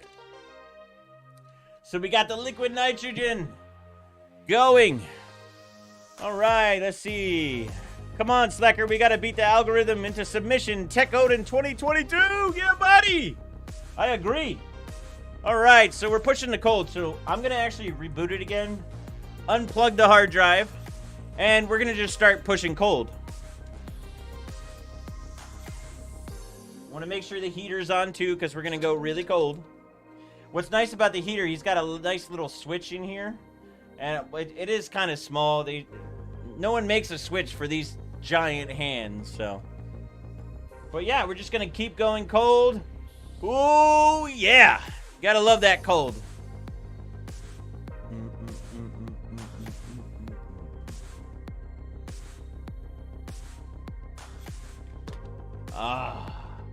There's just something about this. Whenever you're pouring liquid nitrogen, I always have like this. I get the same feeling. If you've ever taken a car and you just mash the gas, and you get that that little nervousness and that little tick, like where you're like, oh, this is so awesome. I get that same feeling when I pour liquid nitrogen. So that's one of the things. Cars and this stuff really do mix. So. Oh, while everyone with the thermos to drink coffee, he's the one to drink liquid nitrogen. That is for sure. You just got to be a little careful. You don't want to be, I don't know. Most people ask me, like, what happens, like, if you get it on you? It doesn't do too much, really. It depends. You want to let it just kind of bead off. It's kind of like water.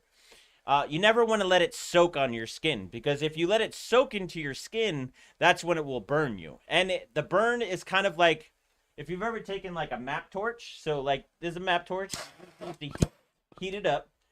If you ever get burned by something like that, it's very similar with cold. That is like the heat. You end up getting a big blister, and it gets really painful, and it hurts. So. Yeah, I don't know why I brought that up, but yeah. Alrighty. Yes, I need a KS. Shibishido. I need one of those. I just haven't got one. To be honest, this K is not the best K either.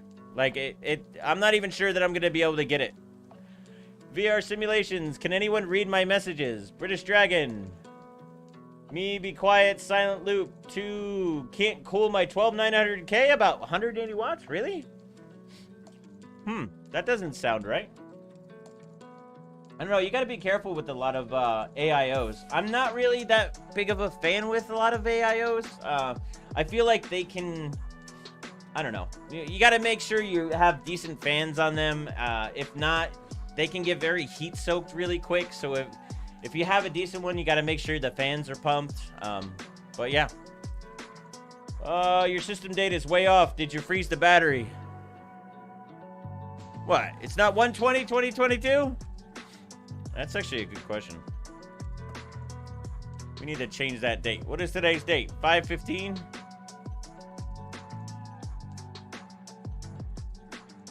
Ah! What is the hour? Oh, that's right. We're close.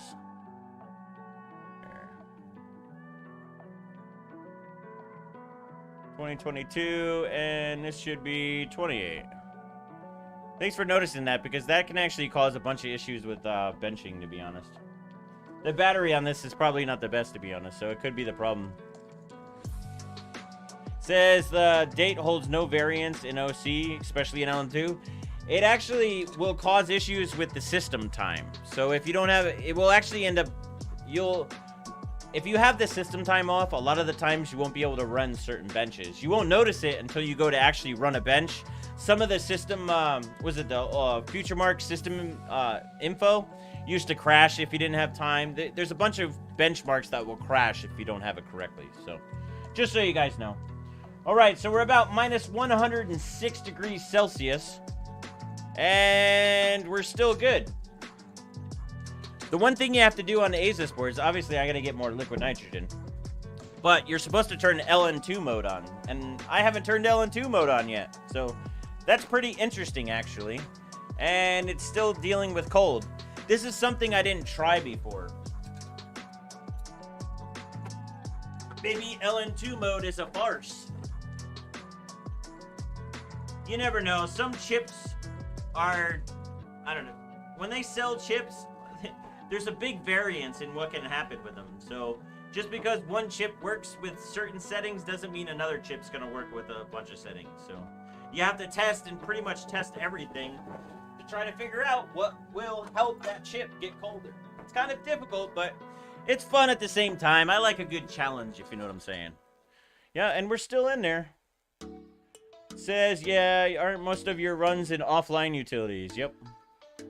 Would a KS be less leaky than the 1200K? To be honest, the KS is just like the 1200K. It's just it has hard-coded to... they basically changed what it boosts to. I would say it's binned more. So you have a higher chance of having a better chip if you have the KS. They're really the same. It's just they're going to handle different at default. So... oh, you probably don't have a good seat on the cooler to the CPU. That's a good... that brings up a thing. Mount, a lot of the time, you need to make sure the mount on the chip is proper.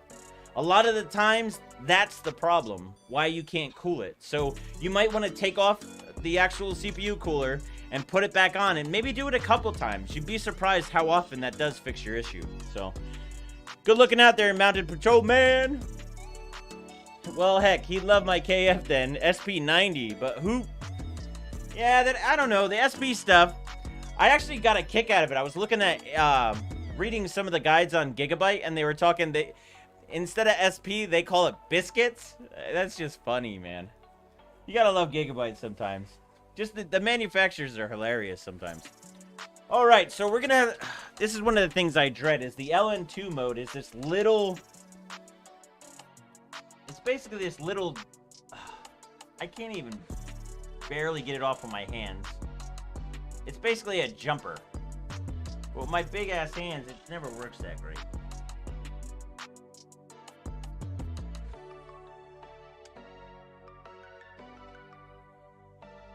There we go. Probably should have done it when it powered off the system, but what are you gonna do? So now we got the LN2 mode on. Now this is supposed to help the chip get colder, but when it was enabling it the other day, it really didn't do anything. As you can see, we are still at minus 120C, no problem. So, I don't know, let's see. Maybe it was a mount that was off. I don't know, we'll see. It says, empty, broke a few of these dip switches. Yeah. I don't know. I can barely even touch them. My hands are so damn big. Like, I seriously have giant hands. People don't realize until they really see them how big they are. If you shake my hand, you get intimidated. That's all I can say with that. But all right, we're going to end up going down to one of my profiles. So I think it was the LN2B. No, it must have been the first one. Now, we'll go over some of the settings so you guys know. I'm going to run this at a little bit higher memory. Not much. I'm not really doing anything with memory. I'm leaving all of it stock. And this is just to find the core voltages. Now, I was asking a bunch of my buddies on maybe if there's something that they think that might help me. One of the things that I was told is that I should probably try to see if when I'm training memory or basically going through, trying to do it colder than starting off when you're warmer. What board am I using? A Z690 Asus Apex motherboard. All right, so some of the, obviously we have all the load lines set. I'm gonna actually lower. I'm not really doing anything with memory. I'm setting the CPU to 55, so it'll basically be 5.5 gigahertz. I'm setting the cache to 45, which means it will be around 4.5. For Geekbench, since we're gonna run Geekbench 3, we're not gonna be using the E cores or the Atom cores, so we turn them off. I'm gonna lower this because I don't think I need it. This I wanted to lower too. System agent, we don't really need it this high. I had it that high just to try to test, so I don't think that's the problem. Advanced memory voltages, that's right, I didn't do that. CPU configuration, we turned off some things here. This is where you turn off the E cores. Notice I set them to 0. Also, I usually disable the C states, because then otherwise you get clock fluctuation and you want the clocks basically maxed out. If there isn't direct damage to these circuits or components, what are we talking about? Cores, errors, cores, errors, cores, Colossus. That's pretty funny. You guys are great, man. I must say that I missed you guys slackers over here. It's been a long time for YouTube, and I'm pretty glad to be back. Just wanted to say that. You guys make it fun. Make it really fun. All right. So I think we're going to be able to boot at 5.5 because we're pretty much at 100 degrees Celsius. Let's get it back down to like minus 120. And let's just see what happens. I want to see if we're going to do a quick test. And basically what I'm going to do is we're going to set our settings to now. Actually, before I do that, I'm going to save this as a profile. One of the issues that I had... one of the issues I had is that, like, we were mid-bench through stream, and then all of a sudden, it hosed everything. All my profiles were deleted, the BIOS got corrupt, and I had to go through it. That was one of our 6-hour streams we did on Twitch. It was ridiculous. But yeah, so what I'm going to do is make sure I save that profile, because you never know when the BIOS is going to become all messed up. Oh, we forgot to plug in the hard drive. Get it in there before it actually posts. See if we made it in time. What we're doing is basically gonna boot in. I want to basically boot into the operating system. We're at minus 140. We should be able to do this. This should be fine. Oop. Sorry, guys. I don't know if you guys heard that. We're going to keep it around minus 140. And what we're going to do is we're going to boot into the operating system. And then we're going to change it inside the operating system. Well, actually, when we boot in, I'm just going to pour cold and see if we can get past the minus 50.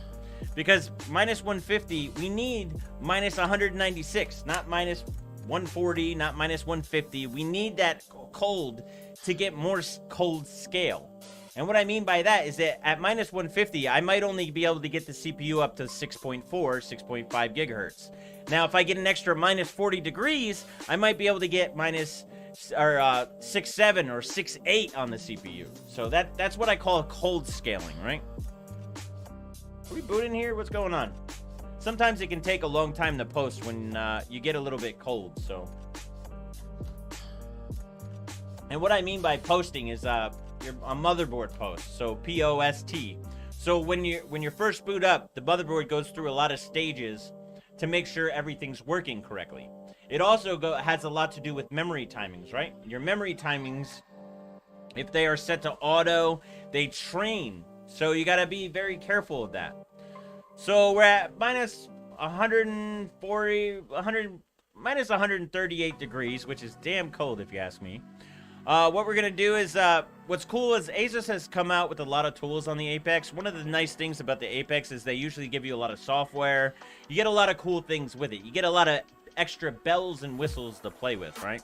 So they give you this cool little utility so I can actually control all the cores. Notice I have all the cores here. I can also change the cache ratio. A bunch of cool stuff you can do.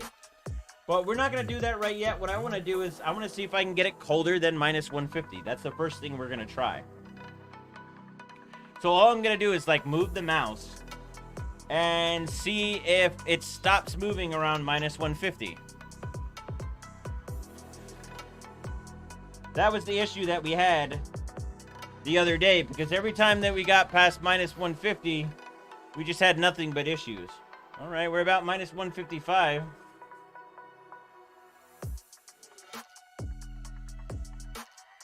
Interesting. Almost minus 160. So we're already improving. So I'm curious to why last time it wouldn't do this. So we're at minus 161.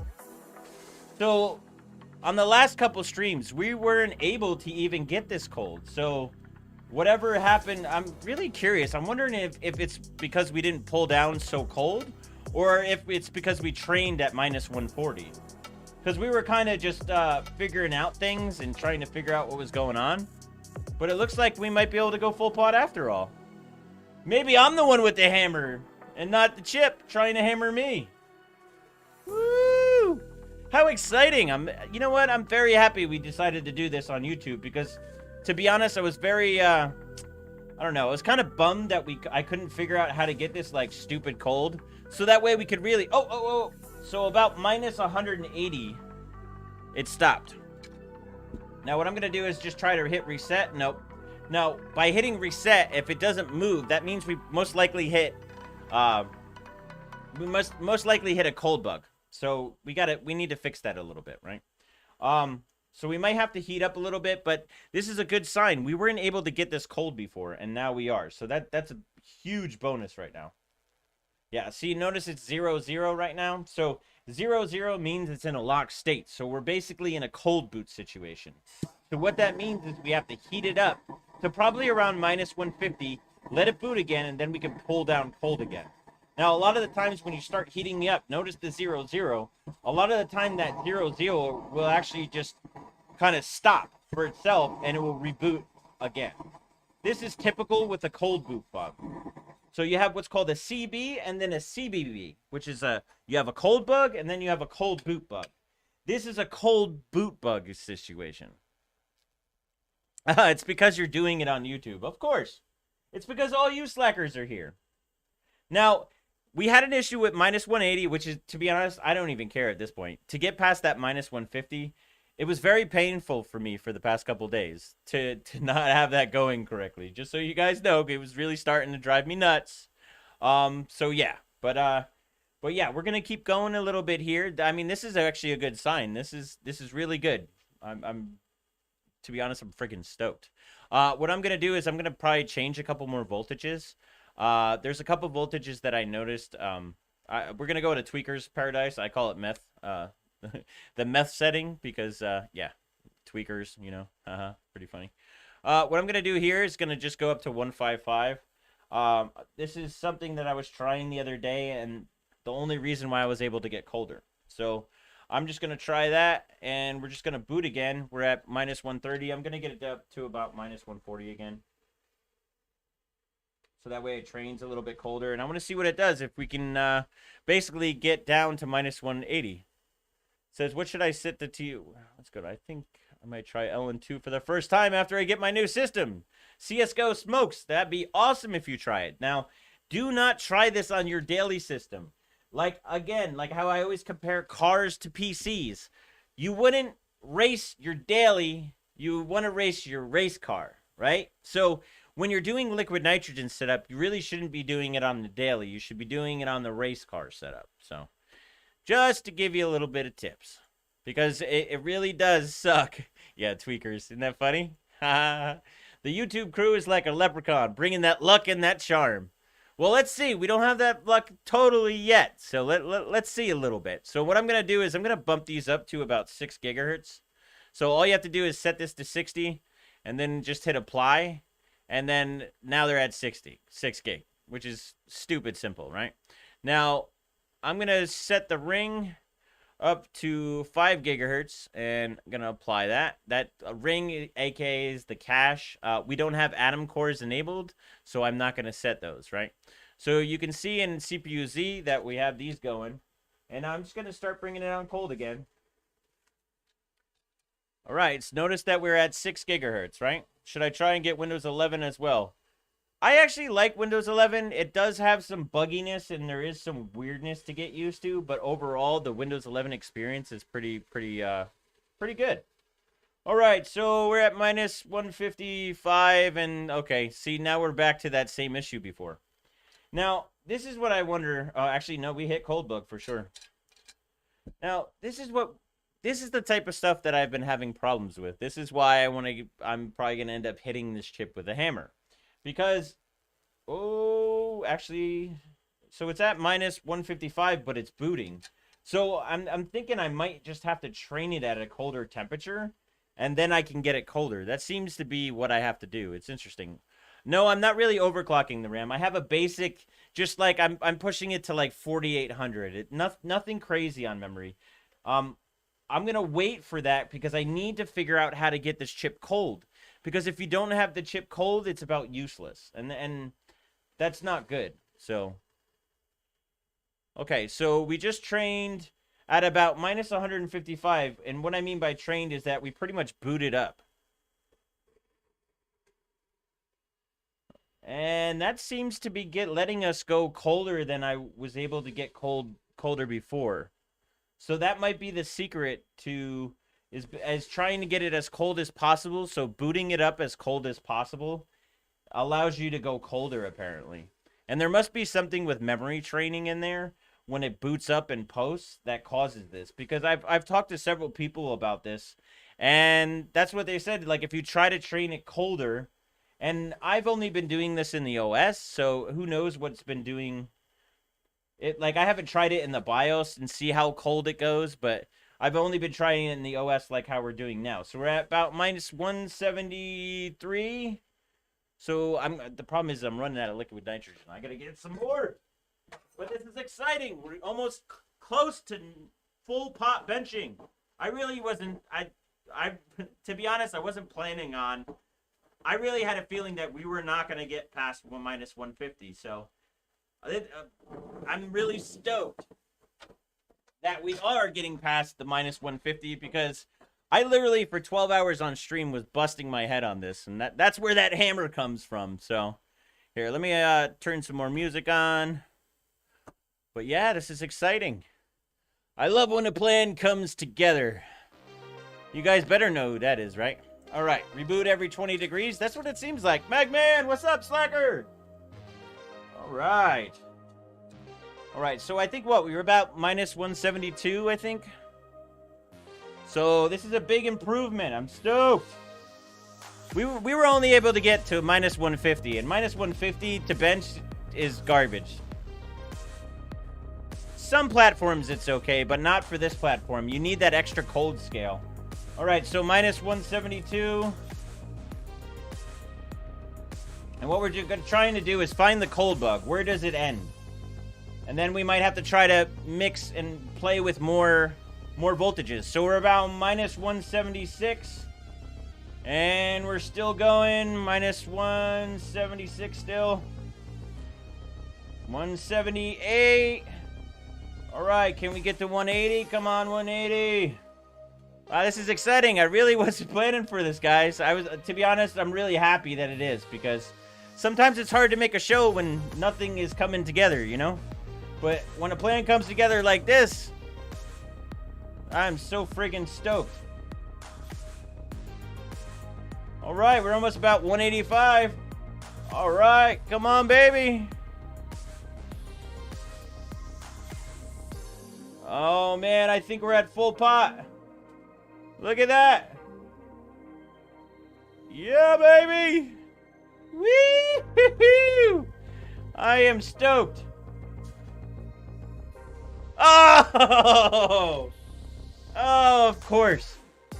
So we're basically at full pot, but of course we had some issues. So hopefully I can hit the reset button.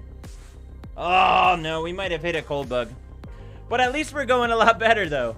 Says, brother, I got the most glorious beard I've ever seen on my screen and a pizza in the oven. It's going to be a good day. See, the only thing else you need is probably some tater tots, my friend. Oh, come on, let's boot. Come on, boot up. Yeah. Oh! See, this is the one thing you gotta worry about with full pot, because now I have to heat it back up. Hey, no. This is good, though. This is good. Don't be discouraged. This is awesome. We were not able to get past minus 150, and now we're basically close to benching full pot. I feel like if I push it to 6 gigahertz and then we push down a cold again, I don't know, we might be able to bench. So this is good. Real good. Trust me, if you see me getting excited, you know we're doing something right.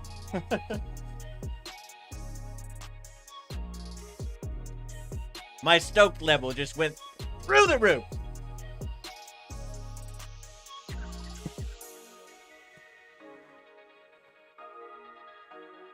This is the problem with full pot. Once you fill that pot, it's hard to get the liquid nitrogen out.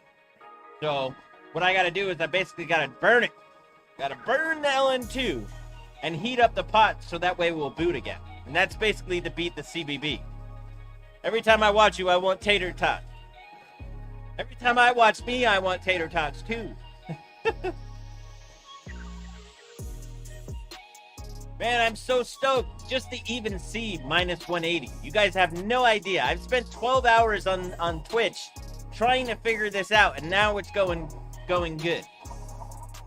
Right, so we're about minus 150. We're gonna cold boot it again. Oh, there it is. I want to have it around minus 140, and I'm just gonna get it cold beforehand. So I feel like this is the trick. And the right voltages, of course. Because if you don't have the right voltages, then you're in trouble. Blowtorch in the CPU doesn't look right, but then I'm no overclocker. Yeah, you get used to it after a while. Ah, I think there's some tweakers outside. You gotta love industrial zones. Oh, man, yeah. So that seems to be the trick. So I'm pretty much... Let's make sure I can do one... Yeah, see, we're in 150 now. So it seems that you have to just start booting from really cold right away. You can't chicken clock it, if you know what I'm saying. We don't like chicken clock too much anyway. So what I'm gonna do is I'm gonna try to get it down a little bit, and what we're gonna do is we're gonna go 60. Well, actually, we'll do 62 for now. And then what we're gonna do is we'll do just 5 gig, and then we'll just start playing with that, and we'll see how that rolls. This is a little bit of chicken clocking, but hey, I'll take chicken clocking if we can bench at a minus 180 degrees. Hell yeah. William Murdoch, slackers are just slacking. Oh, we're slacking pretty well. I'm just glad that I don't have to worry about minus 150C, because minus 150C is garbage. You can't bench with 150C. So I was going into this stream thinking that we were not going to get past minus 150. So I am pleasantly surprised that we're able to do this. I am super stoked. I don't know, I'm so stoked that I'm just probably going to run a bench at this point because I'm so happy about it. Minus 175, no problem. Benching.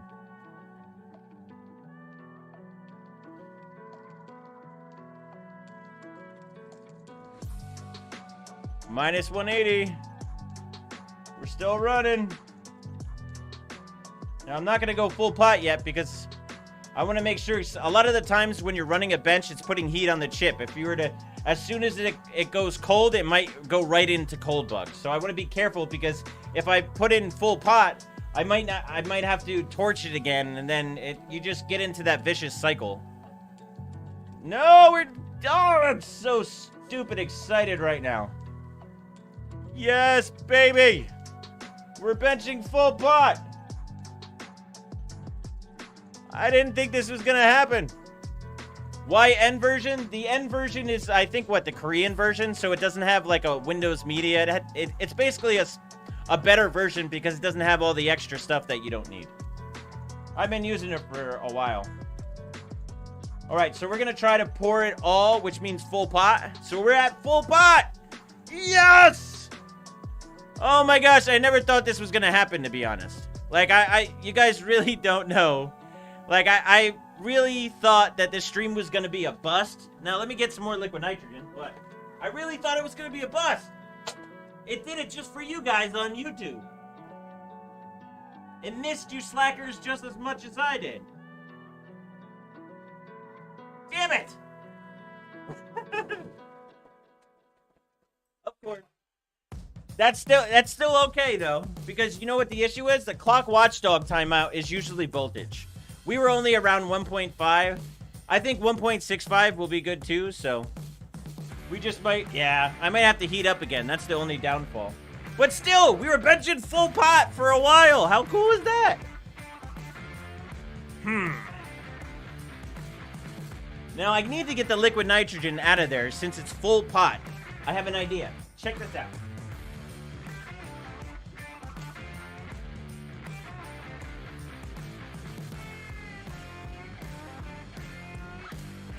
Damn it.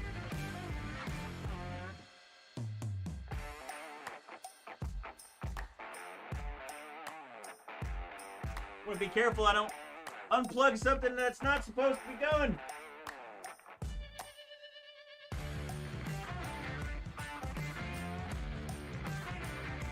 All right. Now I have this blower, and this blower should actually be able to blow out most of the liquid nitrogen in there. That's basically the sole purpose of this thing.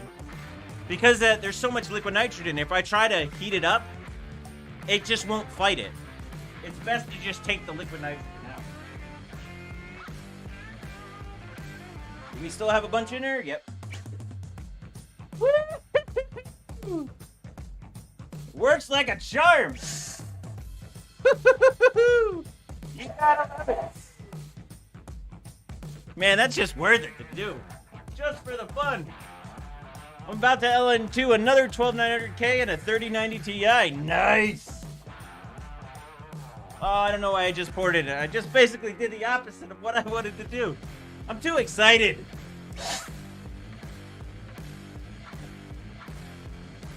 Yeah, buddy. All right, we need the torch. Sorry, I'm just so excited that it finally took it. We're good. What up, Liam? We're just slacking. We were benching full pot. We didn't think we were able to do that. We were benching at minus 196 degrees.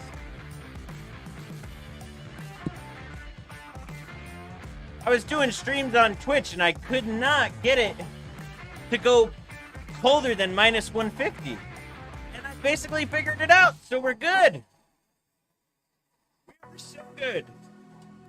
The only problem is I had some voltage issues, so we're gonna change some voltages. So we're gonna boot into the BIOS, and I'm gonna raise the voltages a little bit. I'm gonna go on the CPU to about 1.65 again. And then I'm gonna keep everything else the same because I don't wanna change too much. Because it looks like we can actually go. You got this, King Slacker. Ooh, yeah, boy. Like a kid. Hell yeah.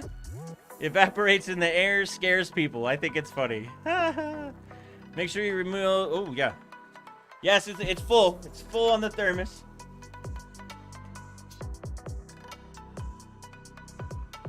All right. We might need to heat it up more.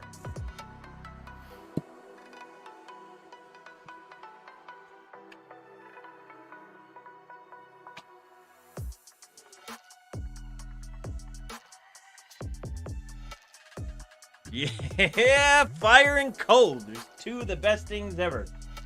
Now I get this weird error. Ugh. It's always the case.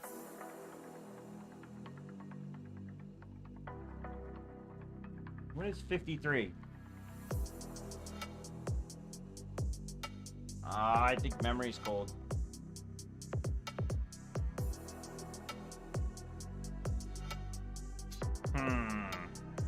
Now we have other issues.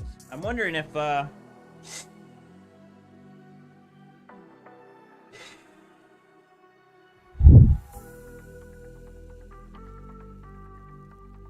to see, we might have got a little bit of water in somewhere. That's what happens when you're benching so cold. Sometimes you end up getting in weird issues with condensation and stuff like that.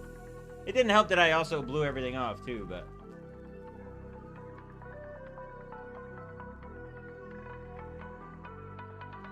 Alright, I think we're good though. I love it when a plan comes together. Woo-hoo-hoo! I am like a kid sometimes, man. Nitrogen will forever remind me of T2 Judgment Day. Those movies are great. It's funny, at work, I used to have the people call me, what is it called?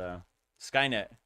For all the systems that I work on. You'd be surprised what I work on, slackers. Alright, so what am I going to do here? I want to raise the CPU voltage. Remember, I put that down.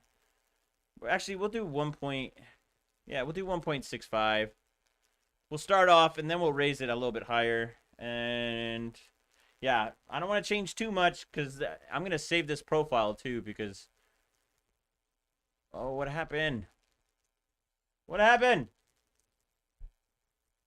Oh, it's acting flaky now.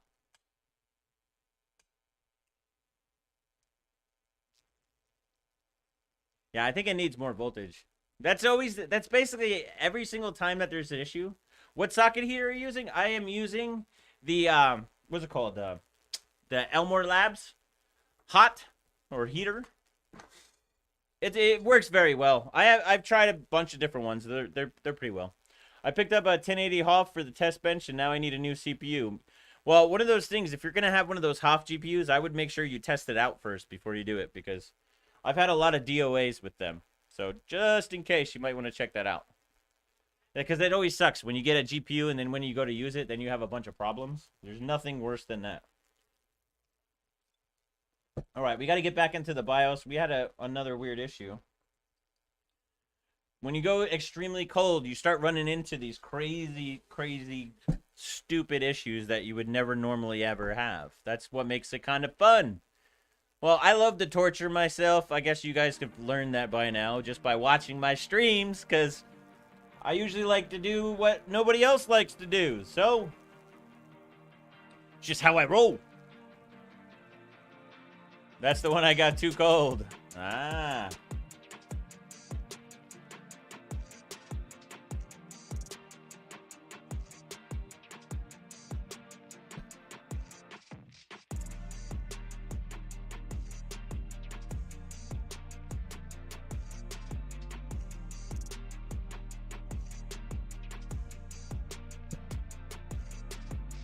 It looks like the colder I go, the easier it is for me to train.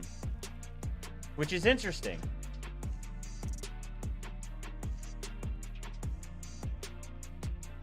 Sometimes when you're so methodical on something, you gotta be a little bit careful for it, so. But slackers, let's get them legs up. We gotta make sure that we are fooling the algorithm. We gotta have the slackness out there. Time for liquid helium, right? I have a friend from the Navy. They call her the Oracle. You guys kill me sometimes. I'm just so stoked right now. I didn't think this was going to work. I really thought we were going to be stuck at minus 50 all day. So I'm super stoked that we're able to figure this out. Here, we're going to change. Well, we'll keep it right here because we're going to be booting up shortly.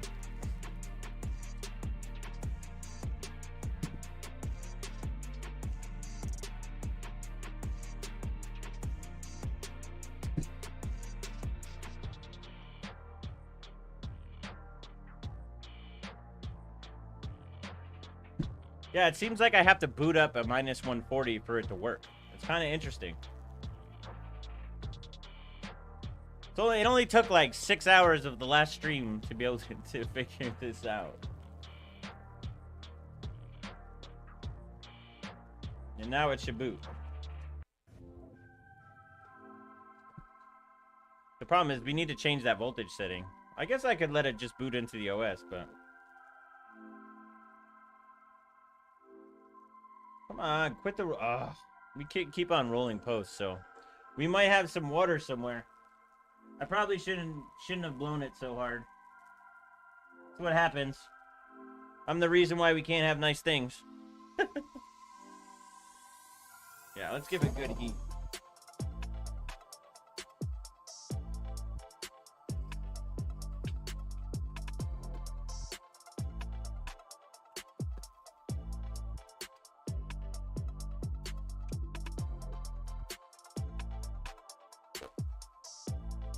How much nitrogen is in our atmosphere? That's a good question.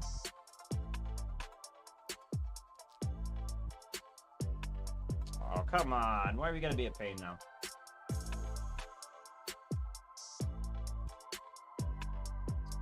Alright. Gotta do some troubleshooting here. This is what happens. Of course, there was something too cold. Caused a bunch of issues. And now we can't even boot.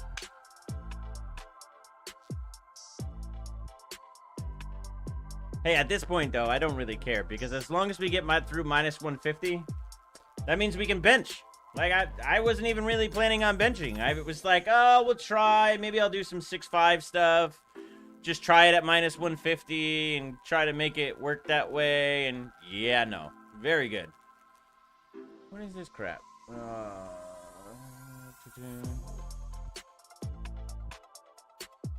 Just fired up the dartboard in G-Skill 66 for the first time. Wish me luck. Good luck, broski. Sock vultures, it sounds like it's gonna blow up.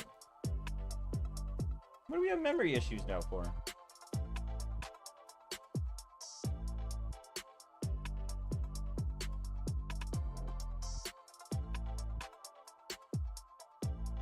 I wonder if we have water in the mem. Yeah, that could be it, actually. So we're gonna have to improvise a little bit. It looks like there's water in the memory, on the memory. And it's probably from, yeah, it's exactly what it is.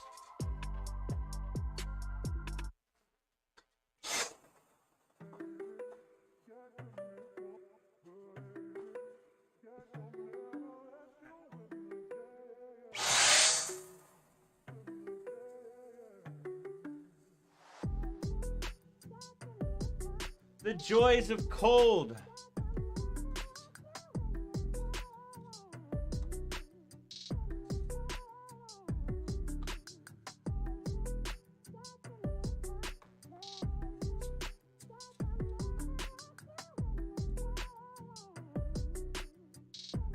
Let's try it again.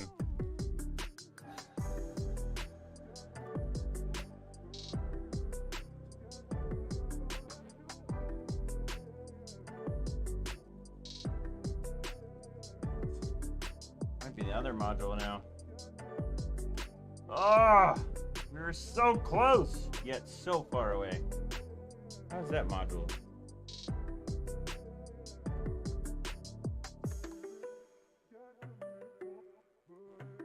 Let's just try booting up like that.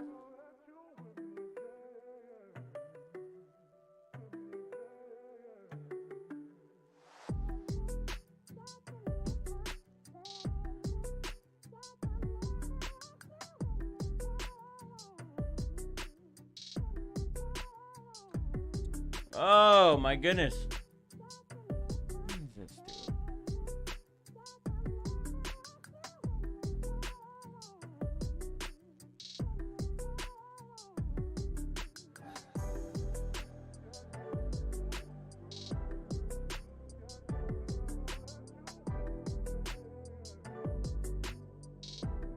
All right, slackers. So let's see what's going on. Sorry. I was trying to moderate a little bit too at the same time, so trying to get rid of spammers because nobody wants to listen to spammers. Man, we keep on getting 55 error codes, which is basically memory. So I'm wondering if maybe I had a paper towel in the slot. That happens sometimes. Yes, that's exactly what it is.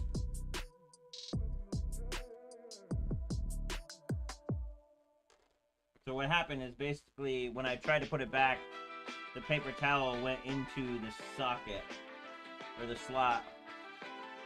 And that's why I'm getting 55. I need something.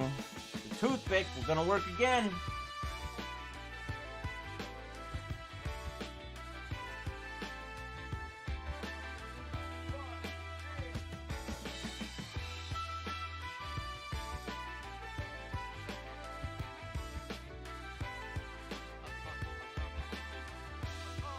All right, let's see if that does it.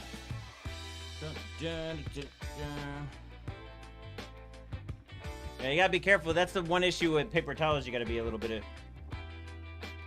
careful for, is that when you have them close, they can, like when you put the memory back in, it couldn't grab the towel and put it in there. Yeah, see, now it boots up. Sweet.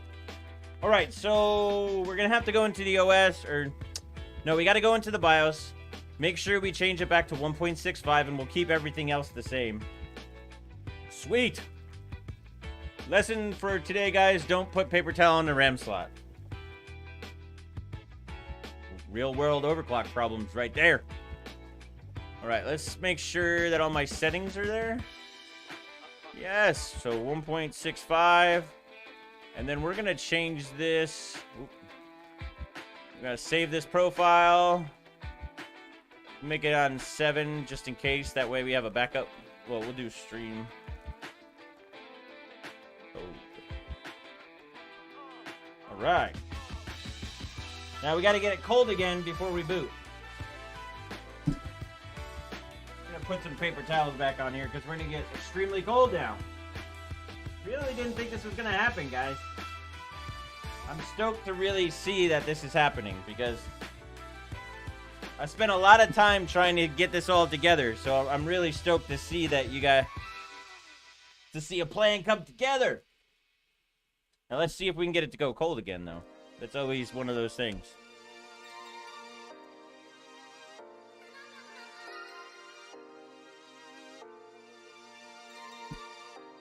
But we're probably gonna have to get more juice.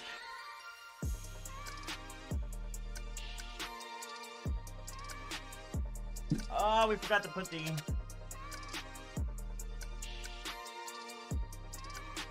Right. Oh, I'm so stoked. Very happy about this, slackers.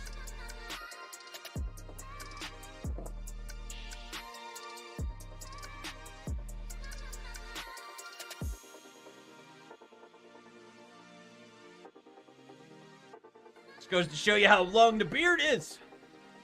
Yeah, buddy, we're gonna kill it right now.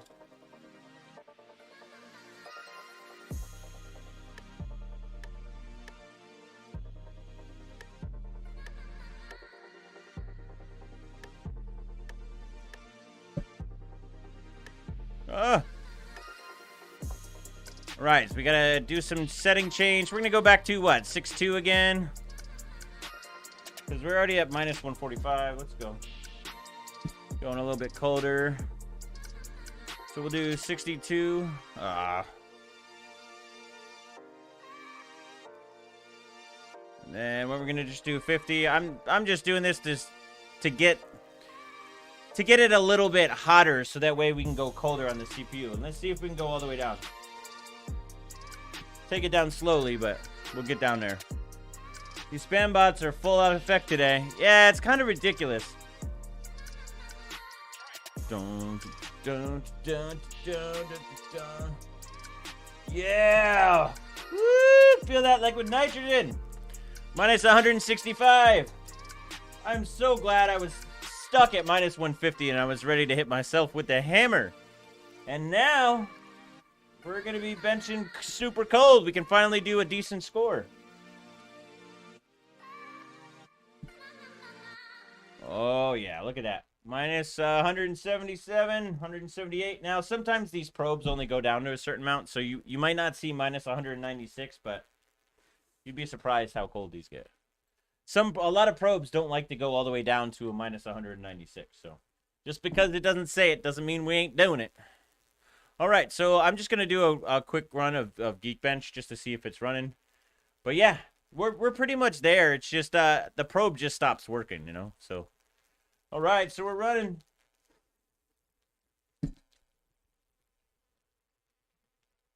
Yeah, looking good, broskies. TechOwn is putting the 0K in the 12,900K, buddy. Oh, yes. Oh, yes. I'm just like... I'm really happy of you guys got to see this. Like, I didn't think this was going to happen for you guys. Like... I was, to be honest, when I started the stream, I was kind of bummed that I was like, yeah, we're probably going to be stuck at at minus 150, and like, yeah, it sucks. But yeah, to see this, I'm like, I'm so freaking ecstatic right now. You guys have no idea. All right, so I'm gonna push this to 6.4. We're gonna just raise it up, keep going a little bit, and I'm gonna do some runs. I'm just trying to get it. I want to keep it hot. So that way, I don't know. I just want to make sure that we're able to keep pushing it and pushing it and pushing. I'm freaking ecstatic right now. You guys don't even realize. Like, this was like a nightmare for the past Thursday, Friday. I'm glad we took a day off yesterday from doing anything and woosod for the day because we are benching full pot, boys. Yes! Woo! I am stoked. Sorry if I'm a little loud for you guys, but I am freaking stoked right now. So we might not get 7 gigahertz or anything like that, but at least we can bench this. I am super stoked. All right, let's... it failed! Damn it. I don't know. We're still not fully stable at full cold, but... Hey, I was able to get a couple good runs in, which is a big plus. Let me see if I might be able to reboot. No, we got some stuff in there. So... This is pretty much the battle, so I still need a little bit to figure out the cold voltages, but man, we are way better than the past couple days. So this is good stuff, good stuff. So we were benching about 6.5 already. I bet we could probably do 6.6, 6.7. I don't know. I got to check out the voltages. But we are definitely moving right here. Oh, I love that sound. I don't know if you guys can hear that sound, but it just, oof, oof. Yes, we're doing absolutely wonderful today. I don't even care if it fails right now. I basically got past my point. I always say that, like, as long as you progress is awesome. I hate when you get the same thing. Say I tried for a session and we got minus 150 again. That would suck. But every single time that I benched since Thursday on this chip, I've improved every single time, and I like that. That's what I love. Gotta heat this puppy up, though.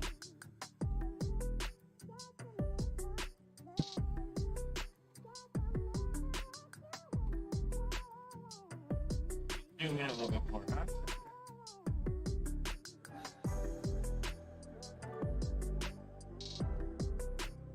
Get a better look. How does that look?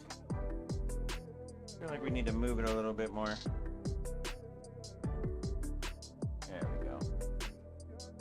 You guys still see the... Yeah.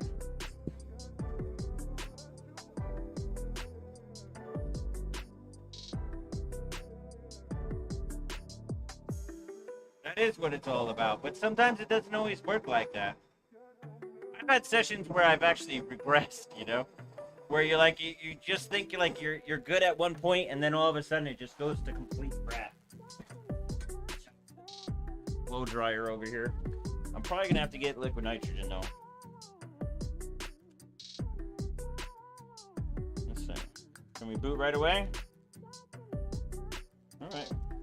While we're doing that, so it looks like it's booting up. Super stoked.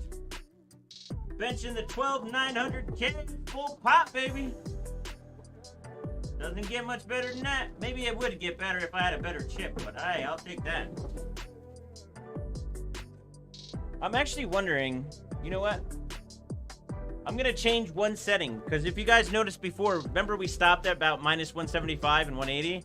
But I raised that PLL term up a little bit, and that seemed to let us go colder. So I might want to just do a little bit more on the PLL term and see what goes on. This is pure man cave stuff. I can see what is a man and active posting links through their channel. I can report them to YouTube myself. Okay, go ahead. Slacker. All right, let's see. Man, I'm just like so freaking stoked right now. All right, we got to go to the meth settings. Where's the meth set? Oh, what happened there? It rebooted on me. Actually, we need to be a little bit colder than that anyway.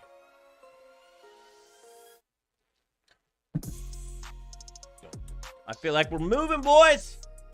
Yes. Alrighty. All right. So now what we got to do is we're going to get, what happened here?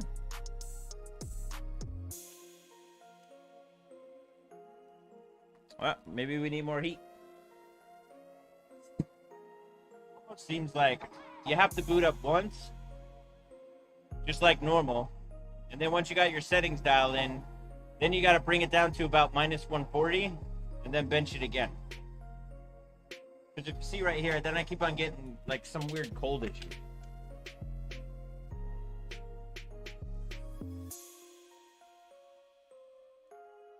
Oh, did I not? Uh-oh. Uh-oh.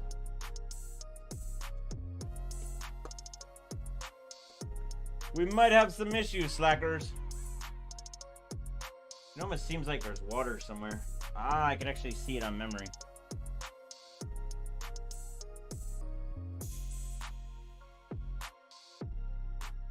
Yeah, it seems like the paper towel is making contact with memory and putting water on it. You guys see that? See all the water right in here?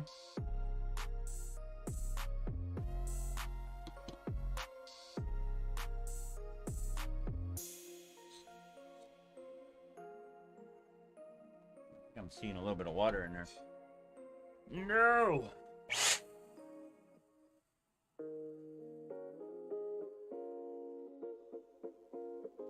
The thing works too well almost. Let's see.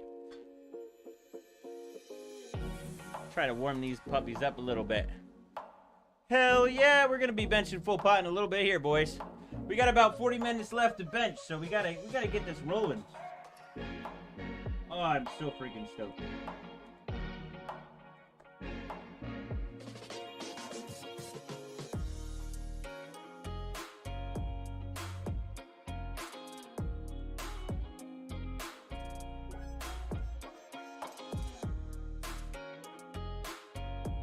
Oh, come on. There we go.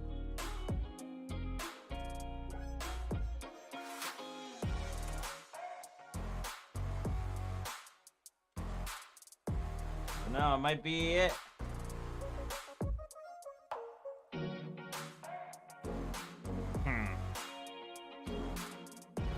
Gosh, what is this crap?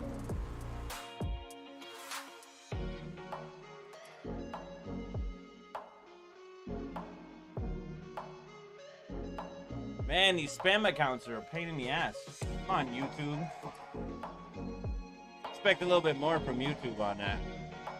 Almost feels like Twitter.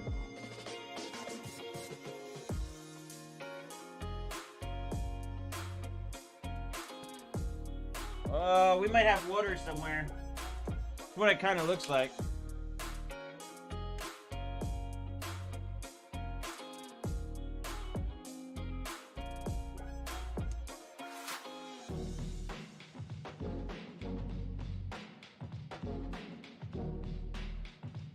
Not doing it, boys.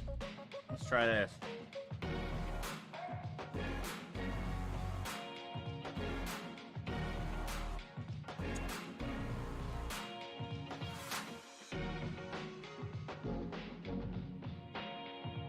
Yeah. Let's see. Not going good. I think we might actually have water somewhere, which is not good.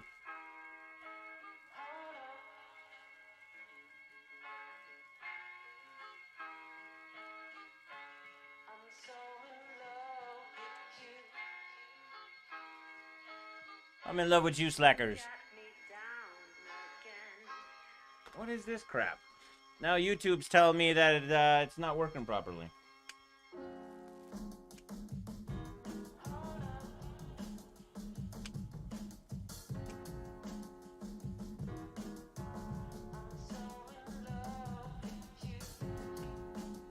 Yeah, there's more than 5% fake accounts. I think that's why Elon Musk is going after it. Good negotiation skills right there, slacker. All right, I think we're having too many. Yeah. We're having actually condensation issues. I didn't think this was gonna happen. To be honest, I didn't think we were gonna bench at 180 or full pot.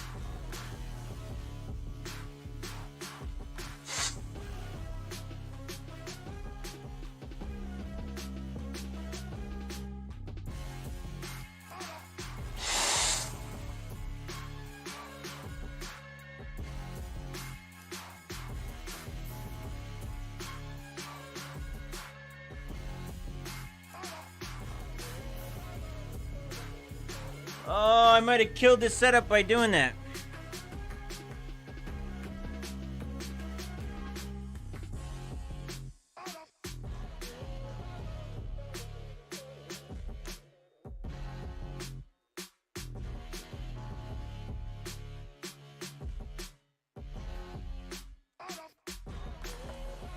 Let's try it again.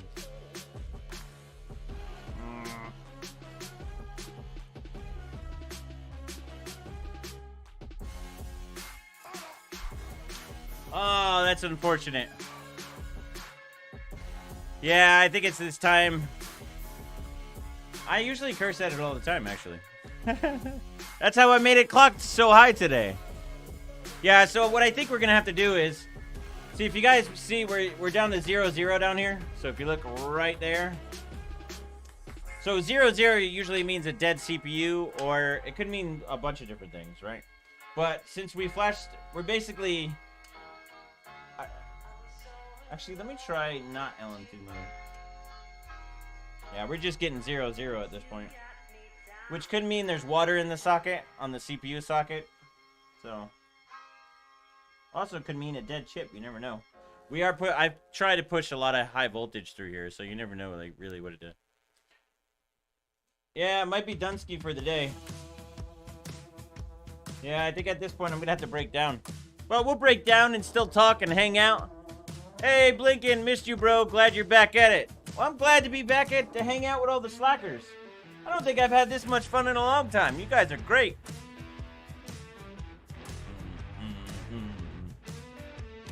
Yeah, so what we're gonna do is we're gonna break down, make sure everything's okay on the board still. A lot of the times when you get some type of 0-0, it could be like, since we got really cold and then we heated it up, there could be a chance that there's water on the back of the CPU. And that basically creates a short, and then the CPU basically won't initialize. So, I have seen that before. We might have to use some neoprene and get a little bit, little bit better insulation now. That I really didn't think we were going to be able to get this chip down to full pot benching. So I really was kind of slacking on the insulation a little bit because I didn't think it was going to happen. But now that I know, we're going to have to change this up. But yeah, I'm stoked because then at least we can bench now. Benching at minus 150 on this chip is useless. So we need to have something. Hopefully this will be a regular thing. This is, yes. So the idea on YouTube is to probably do these around about every 2 weeks. But I really want to get the videos in. Because videos really help the channel a lot more than streaming does. Streaming is great for interacting with you guys, but it doesn't tend to... I don't know, it tends to act negative on the video stuff, which kind of sucks, because I like to stream. It's one of my favorite things to do. So what I'm going to be doing is catch-all streams on Twitch, and then I do regular streams on here. But these will be more fun-planned streams, so... At least every 2 weeks we will have these here, so... Yeah, I think we're going to have to lube up the board. Well, we got to heat this up first. What I always do is... Well, I'm going to take out all the plugs and everything. We'll try it again once I heat it up. Because something seems wet, so... Take all this up. We don't want any power connected while we're doing stuff like this, so... We're going to disable the heater. And basically what I do every time is I'll heat up to around 20°C. Notice we're at minus 53, so we're still pretty cold. That's why you can see the pot how. But yeah. Yeah, I think it's the mount at this point. I have a feeling we ended up getting water down into the chip, so. It just means we need to insulate a little bit better. I might use a eraser around the chip so that way we close up the air gaps. But I feel like we kind of messed up a little bit. I'm going to have to probably not have... I'm going to have the paper towel a little bit tighter around the memory because it looked like it got memory wet. And that's why we had to stop a couple times and I had to do the memory module. So that definitely did not help us out. So.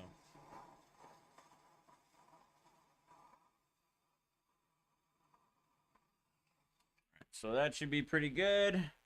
Now you got to be careful because that is hot.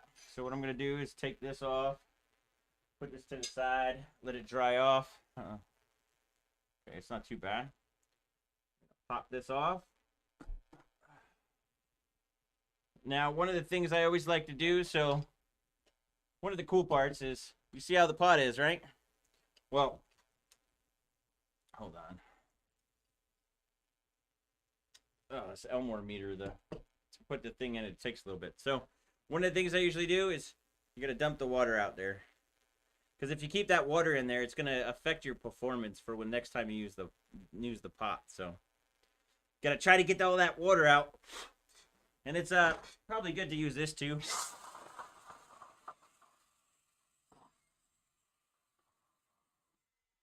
Now, one of the things that you can do is you'll notice, if you look at the top of the pot, you'll notice that it has a pretty decent paste spread. It's a little weird though. I don't know if when I heated it up, but overall it looks pretty decent. Let's see what the rest of the going on here. So what I'll do is I'm gonna try to figure out and I don't know, try to see what our issue is, because we were running fine and then it got a little bit of cold. So there might be water somewhere. I don't know. The only way to really find out is to pull it apart. So what we're doing is pulling it apart and seeing. Now, I want to keep you guys in the view here. Well, let's take this piece out. Got some Smurf goo. Try to get it so it doesn't get into the CPU. Paste looked pretty decent. Wasn't seeing any issues there. It seemed like a decent spread. Again, something like this with the 0-0 is usually something related to some water, maybe. I don't know. Let's check it out. So what we also got to do is we're going to pull off the... remember, I 3D printed this Alder Lake bracket. So what we got to do is... now, I actually offer some of these 3D prints in my Discord. So if you guys join Patreon and go to Discord. If you subscribe on YouTube... I know that they're adding like the community to YouTube. We're going to be setting that up so that way when you subscribe to the community in YouTube, it's not set up now. That's what we're going to be doing this week. That you're going to get access to Discord instead of having to go to Patreon. So that's going to be a big thing that's going to be happening this week. The same for Twitch. If you're on Twitch, if you subscribe to Twitch, you'll get access to Discord too. So if you drink the water, you gain its overclocking powers. Yeah, I don't know about trying that, broski. I like you. It's pretty funny, though. Alright, so what I'm going to do is take this Alder Lake bracket, and let's see if there's some water in there. Try to figure it out. Because what I'm going to do is I'll put the pot back on in a little bit, and we'll try to see if it will boot. Make sure it's not 0-0. Because you never know. Sometimes that could be the board. We might have pushed the PLL term a little bit. Yeah, the power delivery on this board is pretty stellar, to be honest. It's pretty impressive. Like, the only issue that I heard about this board is that I guess there's some production issues for some early boards that were released. And they were causing, like, I guess the first socket wasn't working properly. So, yep, we pulled off this. Now, let's look inside. Do we see any... Oh, yeah, I see water.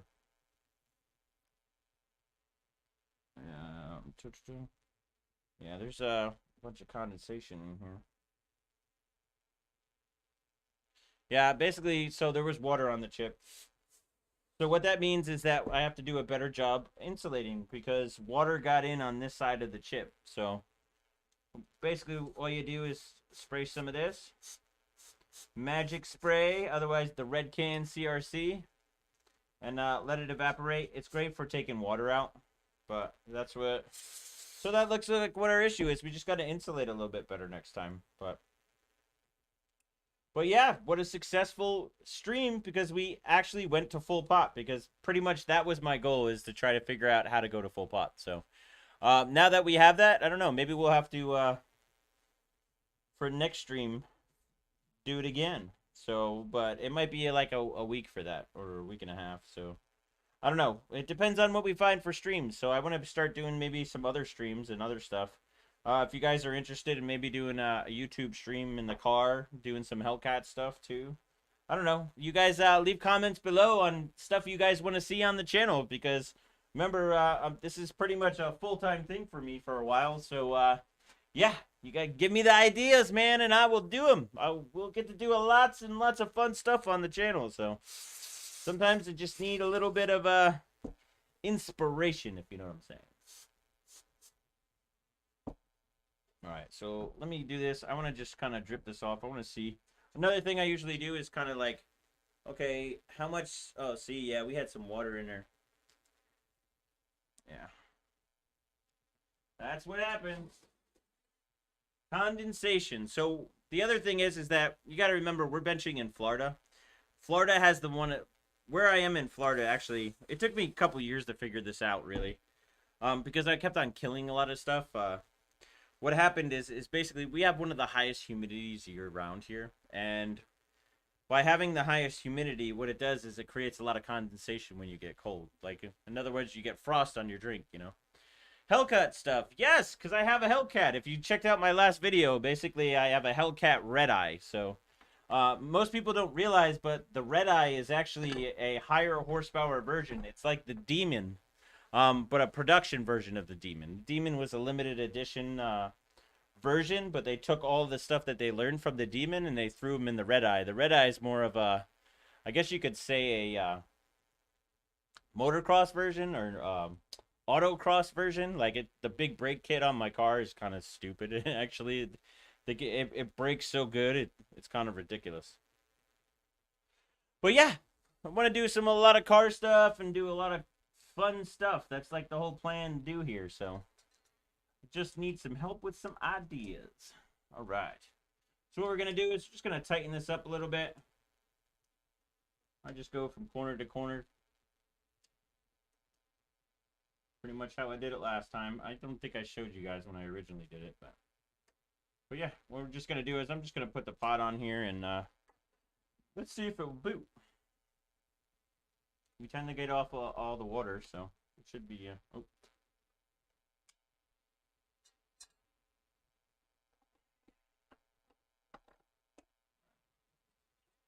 Let's do this again.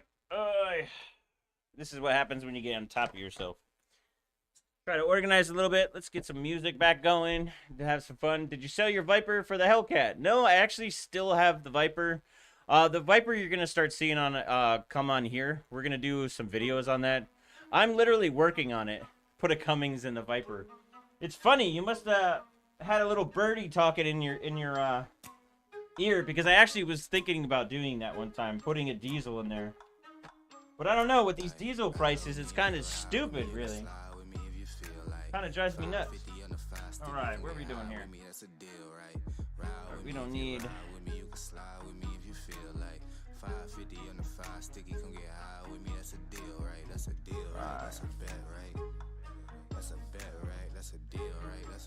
Right, and what we're gonna do? I'm just gonna throw this pot on like this. You don't need to do too much. There's enough copper on there that it will be fine. Plus, I reset the BIOS too, so it's not something.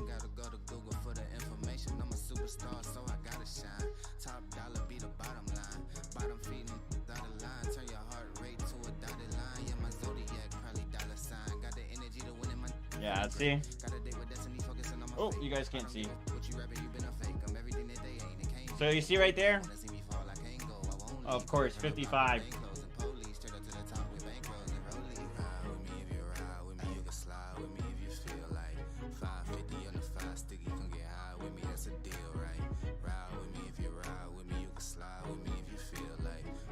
So that's the plus. It looks like we just had some water in there, so not necessarily too bad. Just try to make sure. Sometimes you get dust in the memory slots, or you have water in there. It just is kind of one of those things where memory can be a pain in the butt sometimes. But yeah, I'm super stoked that we got the at least bench fully cold. But have I been able to get much riding in? Which are you talking about? E-board in? Or are we talking about motorcycle riding?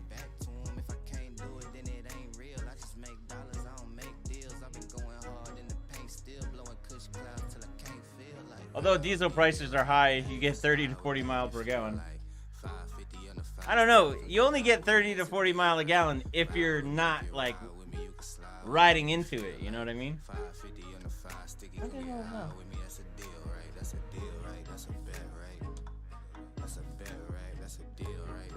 Oh, it helps if I put the memory all the way in. Slack Ying. Still 55, huh? There might be still some water in the CPU.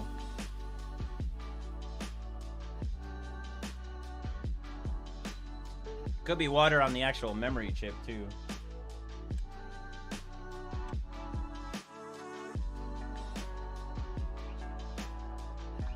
Too bad it wasn't a tweak to double the MPG though. Oh my goodness. Alright, let's try this. Here's another thing. Magic spray!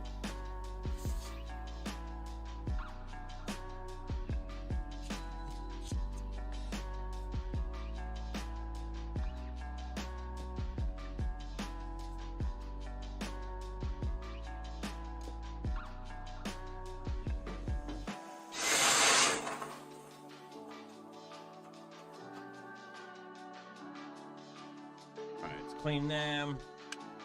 Oh. Yeah. Kind of forgot what I was doing for a second.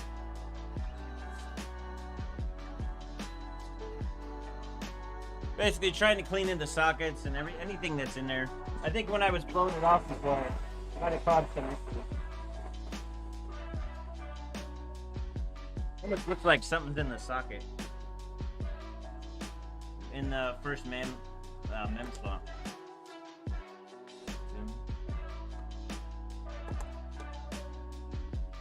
Try this again. AKA brake cleaner. No, it is not brake cleaner. Do not say that because someone is actually going to get confused and like they're going to blame me and say that you use brake cleaner. QD electronic spray, not brake cleaner. Really? 55 still. So it must be the CPU. Alright. Hey, at least it's booting. That's all I might. That's all I care about right now. It just probably needs a little bit of a break. Put this over here. And we're gonna take the CPU off again. Let me clean it though a little bit.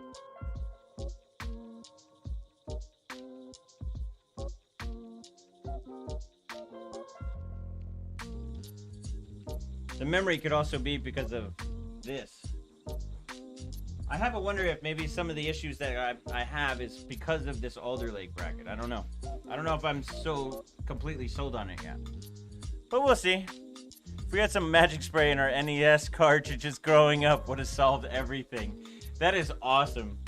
Remember those days? The NES cartridges, man, we used to blow into them things like crazy. Like, no, we know the secret. I actually, like, have mine, like where you could blow it out really with. I had skills doing it.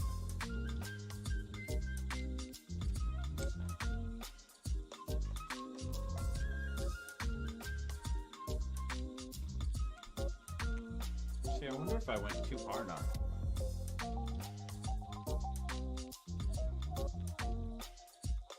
Sometimes when you get memory issues, the CPU might not be fully aligned in the socket. You'd be surprised. My main issue is that, like, at least it didn't do 0-0, because 0-0, back in, like, Z97, Z170 days, if it did 0-0, a lot of the times it didn't come back. And that just means you had a dead chip, which is always really a bummer, especially if you had, like, a super bin chip, like, a really special one. There's nothing more... Oh, yeah, it's still wet a little bit. Probably should have done a little bit of a better job to dry it off.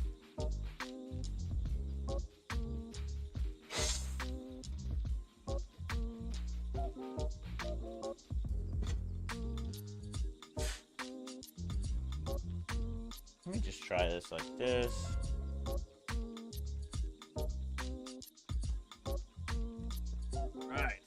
just try a remount again. Really, all we're looking for is to make sure that it boots again, because we want to have a chip for next stream, right? Might get some of this cleaner for them. Yeah, this stuff would work good on those, to be honest. It's a PCB cleaner, so.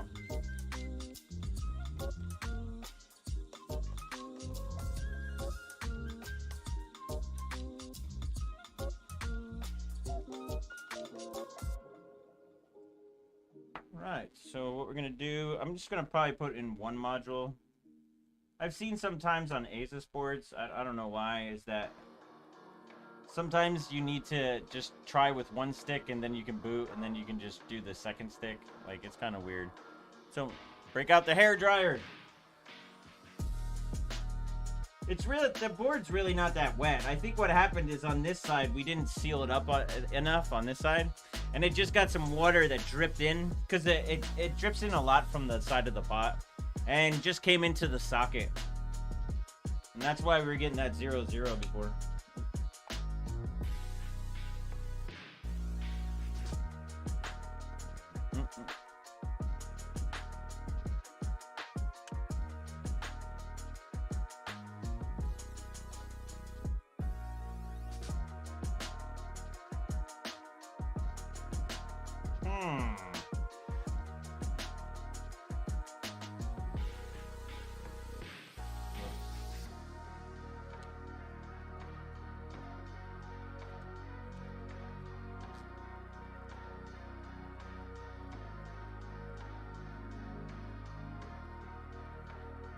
I don't know. I think maybe it just needs to dry off for a bit. So at least we're done with the stream, but kind of a bummer. I wanted to bench a little bit more, but at least we were able to break our... The main goal was to try to be able to get minus 180 or minus like 196, which we actually did get. So that's the bonus.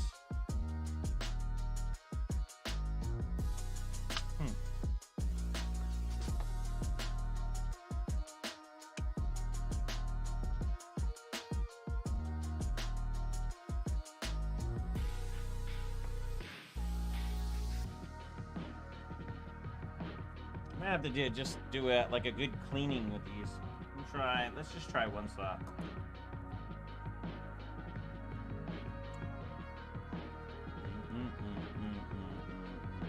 Does look beautiful from above, don't it?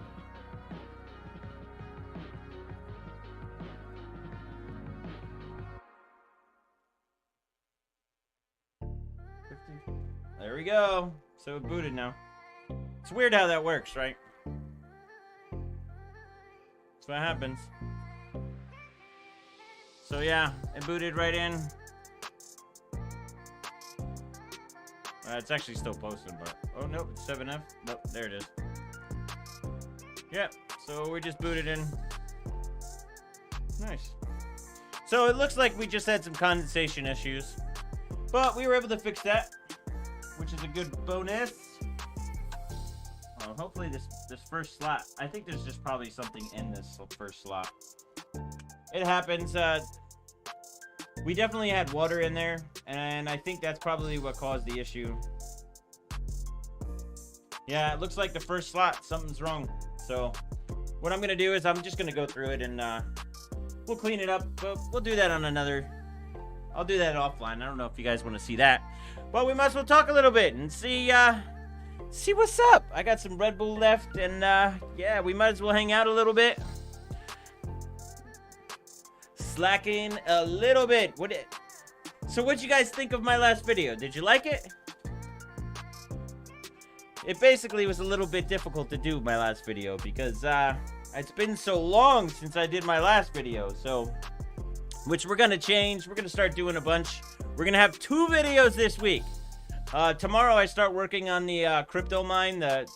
You guys are gonna like that. It's pretty impressive when it comes down to seeing how many GPUs that they fit into that place. It's kind of wild.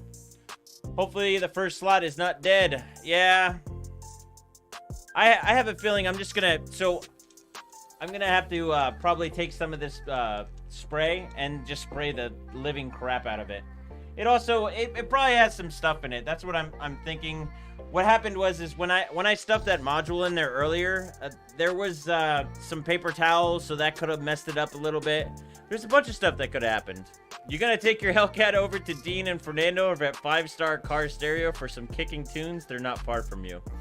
Well, if you guys don't realize, in the Hellcat, it's got a full system already. It's even got like a 10-inch woofer in the back that comes stock. So, to be honest, the Hellcat is pretty it's bumping right from the factory, which is actually impressive. But not a lot of well, I guess in cars nowadays they're a lot more impressive than they used to be. But do you use Unraid for the CryptoMine setup? No. Well, I use a thing called HiveOS.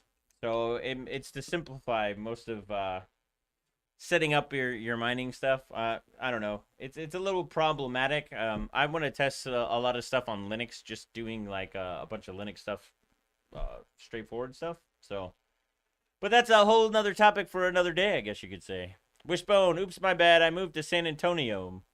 You moved to San Antonio? When did you move over there? My goodness, you can clip vids from the streams too. That is true.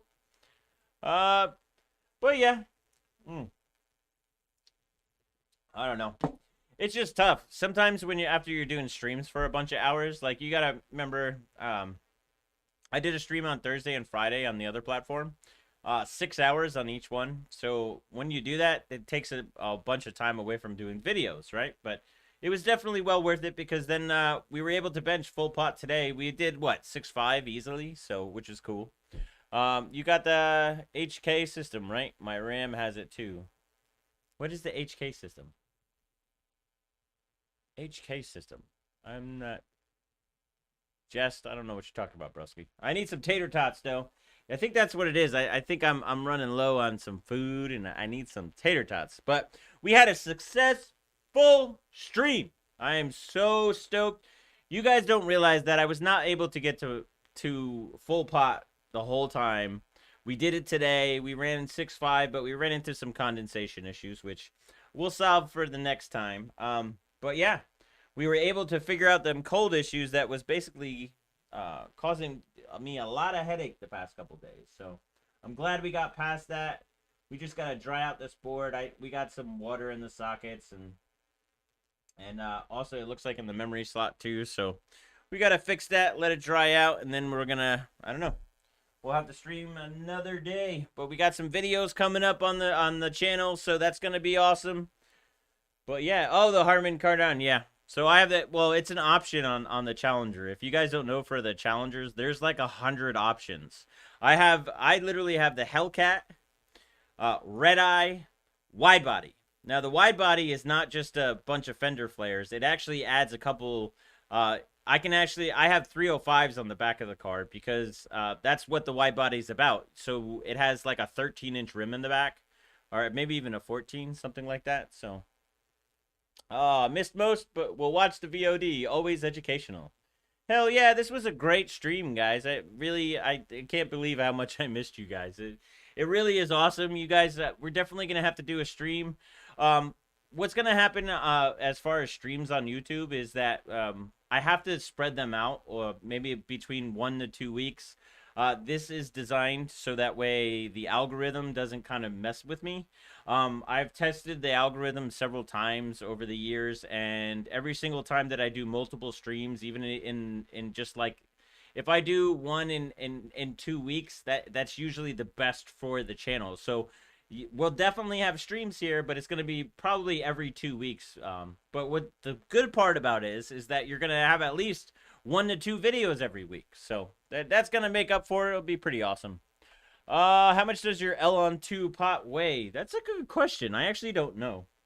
But this thing, like, let's just say you don't want to get this thrown at you. You'd die for sure. You definitely be dead. So you gotta be a little careful with this stuff, especially if you drop it onto a system. You want to be careful because that will, yeah, you'll kill components. I know KP has done that before, where he's had a card on a pot on the card, and he accidentally like caught his foot on the probe and ripped it off a table and killed the card. A lot of benchers have done that over the years. I mean, You got to be careful around these systems sometimes because you can unintentionally hurt them. They're like a child. You got to be very careful with them, you know. So you gonna go full carbon swap? I'm not even sure. You'll die. Carbon fiber doors, carbon fiber trunk on your Hellcat. Now, to be honest, I actually like the Hellcat the way it is. I don't know. I actually debated even selling the Hellcat and maybe buying a Tesla. I don't know. I don't know if that's really gonna happen. The Hellcat is so much fun to drive. It's just I don't like the insurance on the Hellcat. That kind of sucks. So next stream in 2 weeks, then yeah, most likely guaranteed in 2 weeks, no matter what. But I might do it a little bit earlier. I don't know. It depends on what goes on.